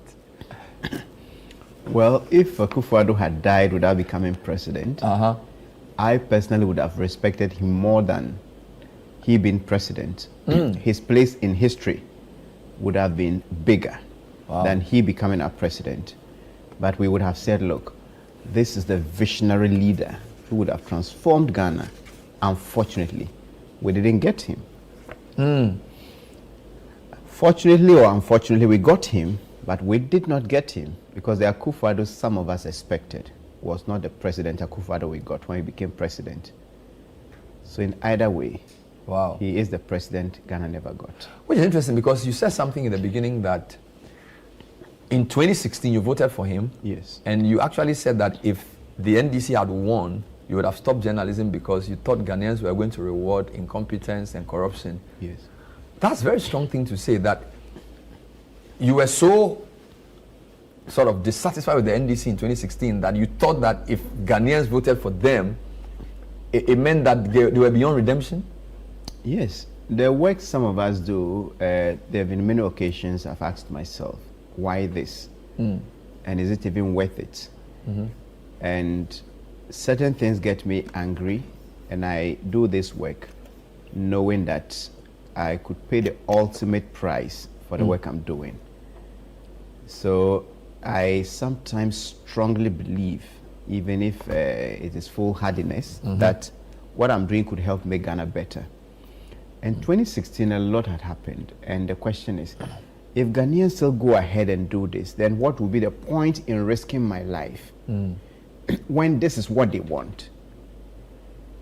So when Akufo-Addo was announced president, I celebrated it as if it was something I personally was going to, it was as if I had won. Wow. Yes. Which is difficult for people like us in a sense that, you know, if you're a host of a show and you mediate interviews a lot, if you overly show your hand, it affects your ability to even do your work. Do you understand me? You are an investigative journalist. So if every week I have to interview people from both sides, and I am, of course, you can pick out specific issues and say, I disagree with this. Yes. But if I go in there and say, I am against this party, I'm going to vote for this party in the election, in a sense, it defeats my objectivity. But you are able to do that and still maintain your respect. I mean, just explain how that works for a journalist like you, because not all of us are able to do this. Well, I wrote an article some years ago that I'm not a neutral journalist. Okay.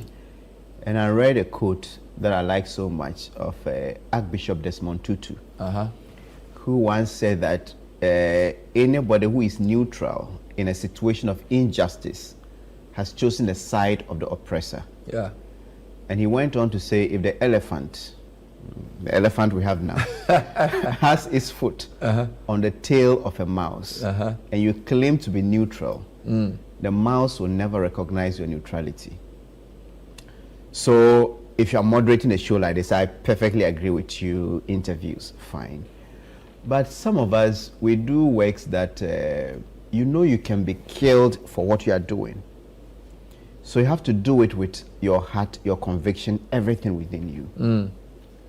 Otherwise, if it was about just doing the work and taking my salary, I know the kinds of things to write that people say, Manasseh, you write so all this fantastic without the bashing. Yeah. So that is one.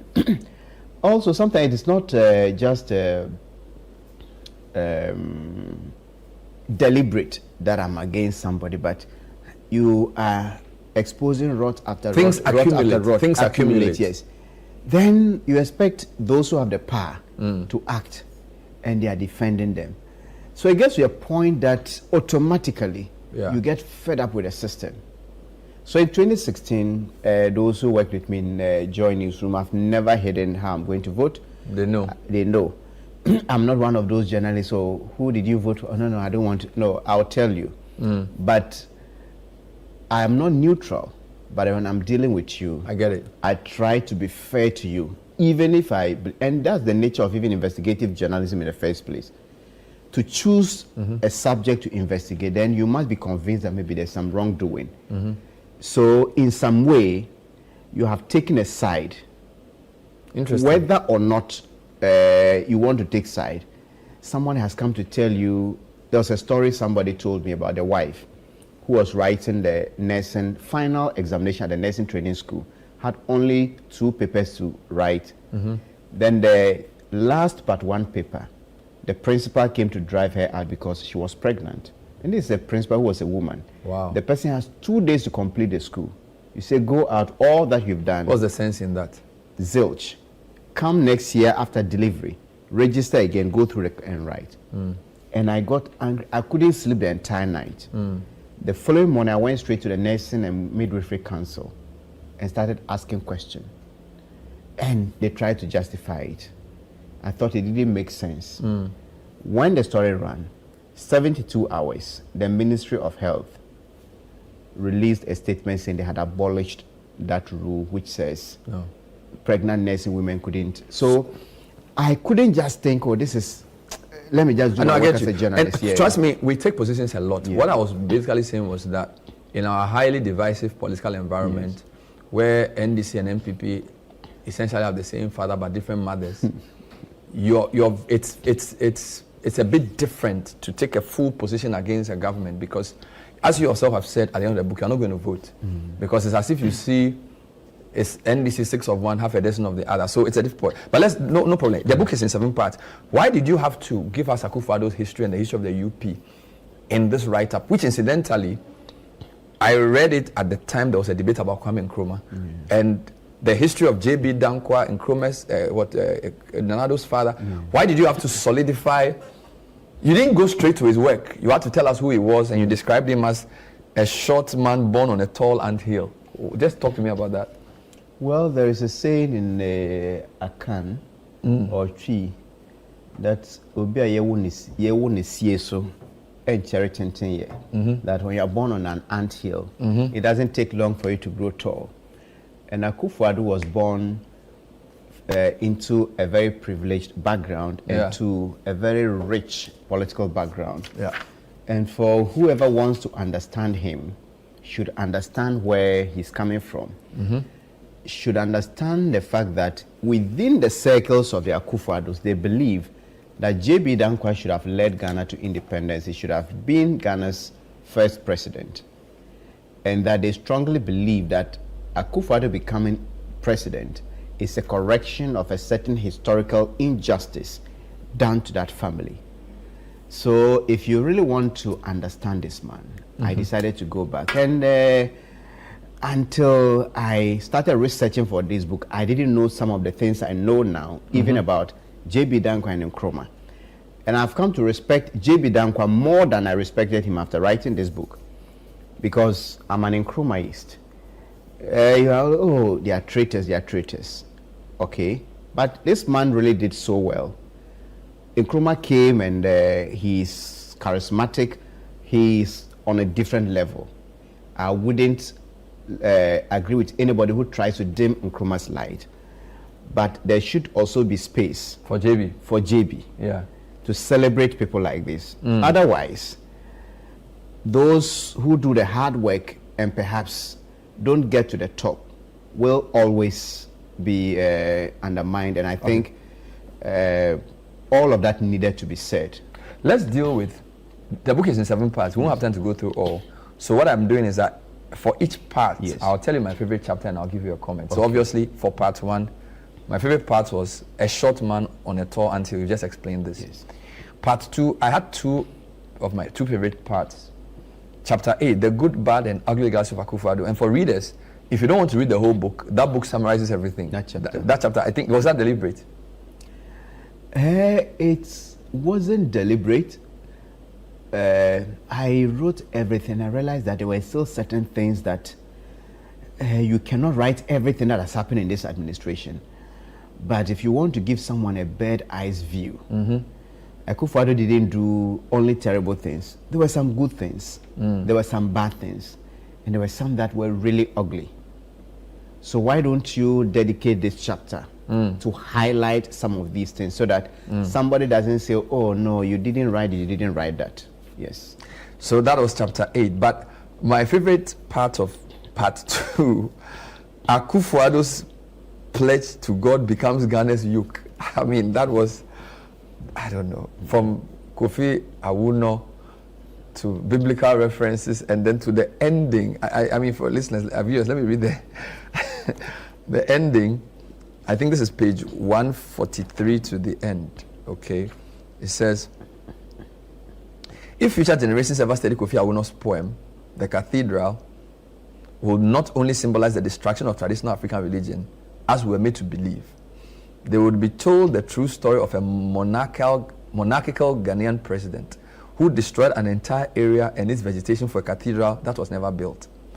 And they will cap their narration with the broader reflection that Ghanaians, perhaps, expected too much when they thought the man who could not fulfill his only vow to God would fulfill his numerous electoral promises to mortals. I mean, that's wicked. Gosh. Somebody will say that's kind. No, but that was wild. I mean, I don't know how you felt writing about the cathedral and the intrigues around it and how you valued the destruction of the site. You estimated almost $50 million.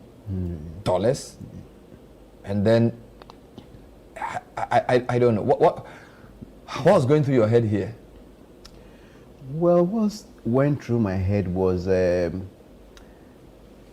not an example of a democracy, but something like a monarchy. That someone can decide that I made a vow to God and I'm going to use your money to fulfill that vow. Yeah. I don't care what you say.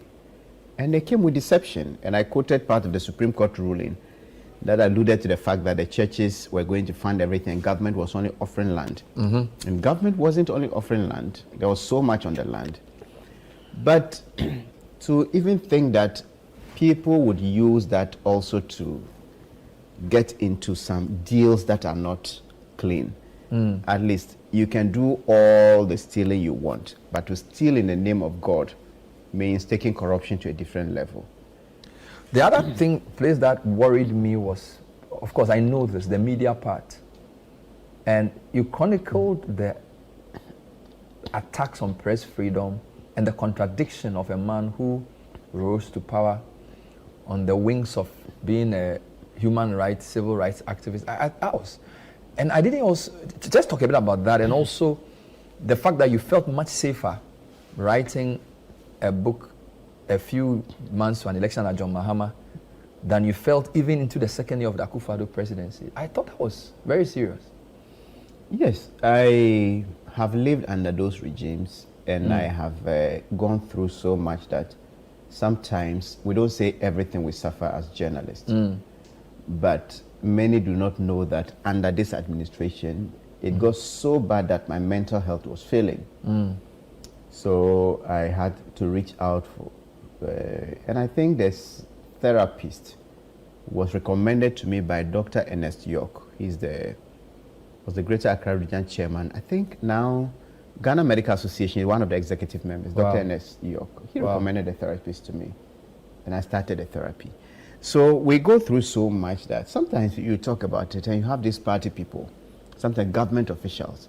Oh, but you are doing your work if anybody is talking about not being able to do their work, not Manasseh, but they don't know the price you pay to do what you do. Death threats, and people know of the South Africa. They don't know that at a point I had to go to Germany. And while you were there, Richard Nhagba was on air saying that you are in Ghana doing your work. I'm in Ghana doing my work and disregard what they are saying. And the person doing the interview, a DW reporter, finished the interview and then called me, Manasseh, did you hear that? I said yes, because she knew I was in Germany, born the same city with her. Wow. So we go through so much. And for me, the biggest indictment was when I interviewed Charles Rekobrobi, who said the things he said and wrote under Rawlings. He didn't think he would do those same things and feel safe in this administration. And this was the man who was with Akufo-Addo and Kume Preko. The radio eye, when he set it up with that frequency and then they came after him, Akufo-Addo was his lawyer. So who would have thought that under Akufo-Addo, they would close down certain radio stations in a way that appeared selective and discriminatory. 9:38, still on the Citi Breakfast Show, bringing you highlights of my conversation with Manasseh Azure on his book, The President Never Got. When we come back, I'll bring you the rest of the interview. And he will also announce where you can get copies. Stay with us. This is the Citi Breakfast Show.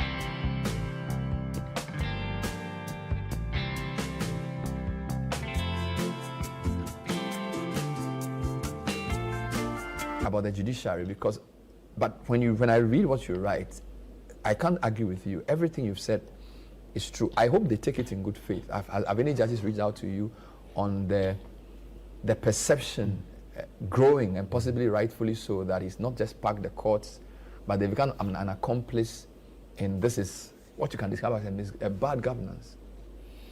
Yes, they haven't reached out, but I know a few judges that I've interacted with in the past who are not happy with how things are going. And I write things like this with a lot of pain because I've been in court and I've seen excellent judges doing excellent work. So when especially the Supreme Court allows, or the leadership of the judiciary allows Ghanaians to bastardize the judiciary, it tends to tar everyone with the same brush, including the very great judges. But we cannot help but point it out to them and hope that they will accept it in good faith and not only listen to the Ghana Bar Association, which has become like a mouthpiece of the judiciary. Some of us are young, but we know that in the 80s or even under the despotic regimes, we know how the Bar Association and other interest groups spoke up.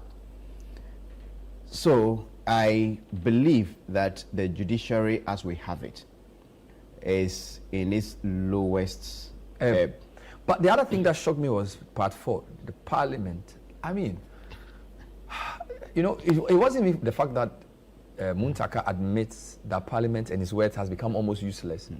The fact that the first Deputy Speaker openly admits to you that he would call the Chief of Staff and say, our members have sat and they are demotivated. You expect us to sit for long hours and finish, so you have your government quickly. Can you motivate the members? The Chief of Staff would say, okay, how many are they? Then they will bring money for the members. And they also said it's a known practice that MPs demand for money before they do anything. And they all admitted it. Because the first time Babin said this, they took him on. This is like 10 years ago. But now they are all telling you that if you don't even have money, in fact, some even have to assume you will take money, even when you are not taking it. How bad is it? That I can say shocked me in terms of the level of admission that corruption and Parliament collecting money is so normal. They whisper it and they say a lot of things about it, but the reality, as I heard from MPs and former MPs, and know that there are some beyond this, but there are some who said, okay, we cannot speak on record, but this is the reality. That if you are, let's say, the CEO of VRA, this is just an example, and VRA has been cited in the Auditor General's report as having misappropriated funds, and then you are supposed to appear before the committee, the Public Accounts Committee, for them to scrutinize you and perhaps recommend sanctions. When you are going, the expectation is that you carry money to go and give to the people who have to scrutinize you. There was some misunderstanding and confusion in 2017 when they said Boache Jakon and his people tried to bribe them. These people say it's true, it's not true, and all of that. That was what I was investigating in a way. In that you mentioned, this was the Appointments Committee. And then I realized that, okay, some monies were paid. So I said, okay, so if Boache Jaku didn't bring the money, where was this money? That's when they started opening up. Explaining to you. That, well, it was actually a culture that when people appeared before the committee, they were expected to pay money. Some paid, others couldn't pay. So under President Mills, that was when it started, 2009. There was a decision that in order to allow those, maybe somebody is a teacher, he's been given a ministerial appointment or deputy ministerial appointment, he doesn't have anything. So instead of we trying to get everybody to pay, we will pay for them. So we'll sort out, so Parliament, the executive sorts out the legislature on behalf of people who are supposed to appear before it. To sort of facilitate the work. And that weakens the Parliament. So I asked, when you set to do this work, are you entitled to allowances? And said yes. So they are paid allowances, but those who appear before them are expected to also pay. And the question is, if somebody is appearing to you, you're supposed to hold them accountable and all of that. and they are inducing you, even if you not call it bribe, it is an inducement of a sort. It's a motivation. The motivation, you have the official one, which is that Parliament pays you for the additional sitting, but this one comes in. And I was also surprised that they even admitted. Yeah. You chronicle the scandals under Akufo-Addo, and there was something you said that the only one that they fulfilled was 1 week, one scandal. You actually took your time to chronicle the scandal. How many scandals, corruption related, did we have in this government? Well, I cannot count them, but there are many of them that I personally were involved in terms of investigating or uncovering. And even that I didn't list all. I did I did contracts for sale, I did robbing the assemblies, I did a return bribe, I did grounded wheels, part of the prosecution of what was the name, Japa and others. Maybe that scandal didn't start from this administration, but if you watch grounded wheels, it is there. The story, the prosecution of the Maslog boss, it is in grounded wheels. I did that investigation as well. I did SML and a few others, and there's one, the scandal Akufo-Addo himself initiated. I recently heard Gabi daring John Mahama to point to one single corruption scandal that the president or his family members are involved. At least there are two in this book that I personally investigated. One, Akufo-Addo is the ring leader, or what we call Gangalia in our local parlance. And there's one too, Ken Oforiatta was behind it, and that's the scandal I called mother of all scandals. So if you want the scandal Akufo-Addo initiated, that's page 283. That's chapter 30. I'll leave you to read that. But for somebody who writes a lot about the Jospong group, I was surprised that the mother of all scandals didn't involve them, that it was rather the SML scandal. Yes. Why did you describe the SML scandal as the mother of all scandals? SML is just like the Ajapadie document. I said in this book that when I saw the document, I concluded from day one that this is a propaganda document written by somebody who is mischievously meticulous. So I dismissed it. But what gives that document's credibility is how persons close to the Akufo-Addo have behaved. If you set up a scheme that says every liter of fuel anybody consumes in this country every single day, a percentage should go to SML. Every ounce of gold we mine in this country, a percentage should go to SML. Every barrel of oil we produce as a country, a percentage should go to SML. Yeah. And then you go to the ports, and the company is there claiming to be doing whatever price verification and all of that, which the GRA was already doing. And the money's involved. I have investigated corruption. The Jospong Group is, for me, one of the worst companies in terms of corruption in this country. But if you are looking for a single scandal that would really have hurt Ghana so much, we're looking at about $110 million every single year going to SML. If we hadn't done this investigation, and if the gold mining sector, they're making like $50 million a year, the oil production sector, $40 million. So the two which have been suspended, the company would have been making like $90 million. They are bringing the downstream sector, they are reviving that one, but they've cancelled 2 of the contracts at the ports. Wow. So in terms of the way the deal was arranged and the amount of money involved, you thought it was the worst. They just plugged SML into the very profitable, or where revenue is assured. They will just plug it in there quietly, go and sit back and enjoy so much.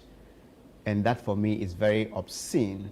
And my perception about Ken Oforiatta never remained the same after investigating SML. And it appears as well that some of that work, civil society collaborated, because after the scandal broke out and there were different analyses, Imani, And of course, ASEP all came on board. So this was an example of not just one investigative team, but others working on this. Yes, having civil society coming in, and I commend ASEP very well. And as I speak to you, I think they even want to go to court. Civil society. So basically, a good example of how to work together. Yes, media civil society collaboration. A fantastic example. A fantastic example is this. And if you look at the robbing the assemblies, which led to the cancellation of the $74 million Jospon contract, I also collaborated with the Ghana Integrity Initiative on that one. Contracts for sale, Media Foundation and Ghana Integrity Initiative. So for me, I have enjoyed a lot of collaboration from civil society. I think if journalists, because they are a treasure trove of a lot of very good information research. So more civil society collaboration? Yes. Chapter 42, Bawumia versus Mahama. Let me tell you something I didn't know. I didn't know that their fathers had a history with each other. That was shocking for me, that Mr. E.A. Mahama, First Minister in charge of Northern Territories, Nkrumah removed him and replaced him with Mr. Mumuni Bawumia. Yes. I mean, and in how it even happened. Yeah. And so the two families know each other very well. Oh yes, they know each other. And yet they go at each other like this? Yes, I think in their later years, they both settled in Tamale. So when I was writing the 4th John, I actually interviewed Dr. Bawumia. And he said they used to live at Agric. Yes, in an Tamale. area called Agric. And so the Mahamas and the Bawumias, they know each other. They knew each other. And after everything, it also occurred to me that, look, if we are fighting for politicians, we should be very careful. The president we have now, his father was the president in the Second Republic, ceremonial president, former Chief Justice. So then the two who are likely to succeed him, the first from the north, prominent in this era, families in the north. In the north. So if we are not careful as young people, we may be entrenching a certain dynasty. It may not be that obvious like the Eyadimas and others, but it shouldn't be who is your father. We should fight and create a system that the son of a night watchman, the daughter of a fishmonger in a market, yes, can also rise. Can also rise, and not perhaps be president, but you should also be able to achieve your goals in life. Let me end with, the only thing I disagree with you was the epilogue, why I will not vote. And that's the only part I haven't read. Okay. So I'm being a journalist, or I haven't read that. This page 380 and 381 to a few. Are you serious you're not going to vote? No. I'm not going to vote if Dr. Bawumia comes out to say that this contract with Jospon that says, let's pay the sweepers 850, but give 600 cedis to Jospon and give 250. That's like $18 a month.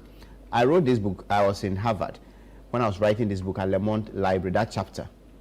Then it occurred to me that those sitting down there, some make up to $20 an hour. If you're a student and you didn't have anything to do, you go to the library. There's not much work to do, but maybe as an attendant. And that's how much you made. And in Ghana, those who sweep the street, the market, in a month, they make $18. And it occurred to me that this is one of the worst forms of so you won't vote inhumanity. But why? Are there only two people on the ballot? There's Alan, there's well, Alan. if I was convinced of a third force that would be strong enough to upset the status quo. But how would the third force come if you don't vote for it? I have done my own assessment, but I don't think there's a strong third force to upset.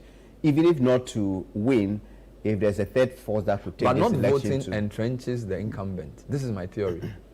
Entrenches? Not voting entrenches the status quo of the duopoly. So even if you say you don't like MPP or NDC because of their performance, they are not the only two on the ballot. So I want to urge you to vote. I want to encourage you to vote. I'll think about it. I want to encourage you to vote. Think about it. Once you decide, you told me that you can't be neutral. You said if you are neutral, you said the ant and the elephant tail or something. Yeah, so in this case, I'm not neutral. I'm so disappointed that don't be the elephant in the ant tail. Queuing to vote. If I don't vote and then they mess up, it doesn't hurt me like. No, even if you don't vote and they mess up, it still hurts you. And even if you don't vote, you are still to blame if they mess up. But you vote and you police your ballot. And then you do what you continue to do. So please vote. I'll continue doing what I'm doing, but I don't know whether I have the courage, maybe not courage, but the patience to go and queue and vote. Like I said, if any of these, I've given a reason I'm not voting. Okay. So if any of these presidents, leaders say or tell me that, look, this is very questionable, and it's a contract that the CEO... So you will vote based on cancelling that JIDA contract? Yes. So okay. So if Alan tells anybody, you cancel that contract, if any of the either of the winnable candidates, what do you mean winnable? Commit to cancelling this contract, I'll vote for that person.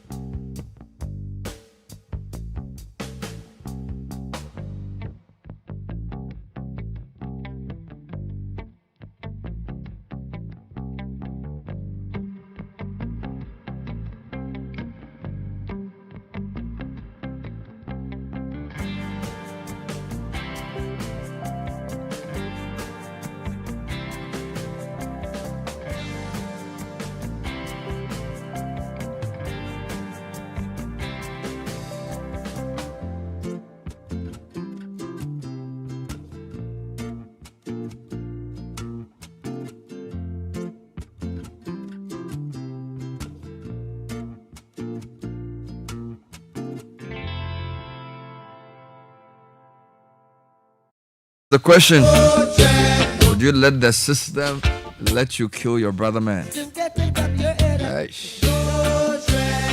That was Manasseh Azure. Catch the full interview. Channel 1 Television, 2 p.m. Thanks for watching. My name is Bernard Avle. Our address is here with Citi News at 10. Good morning. Good morning, Bernard. Coming.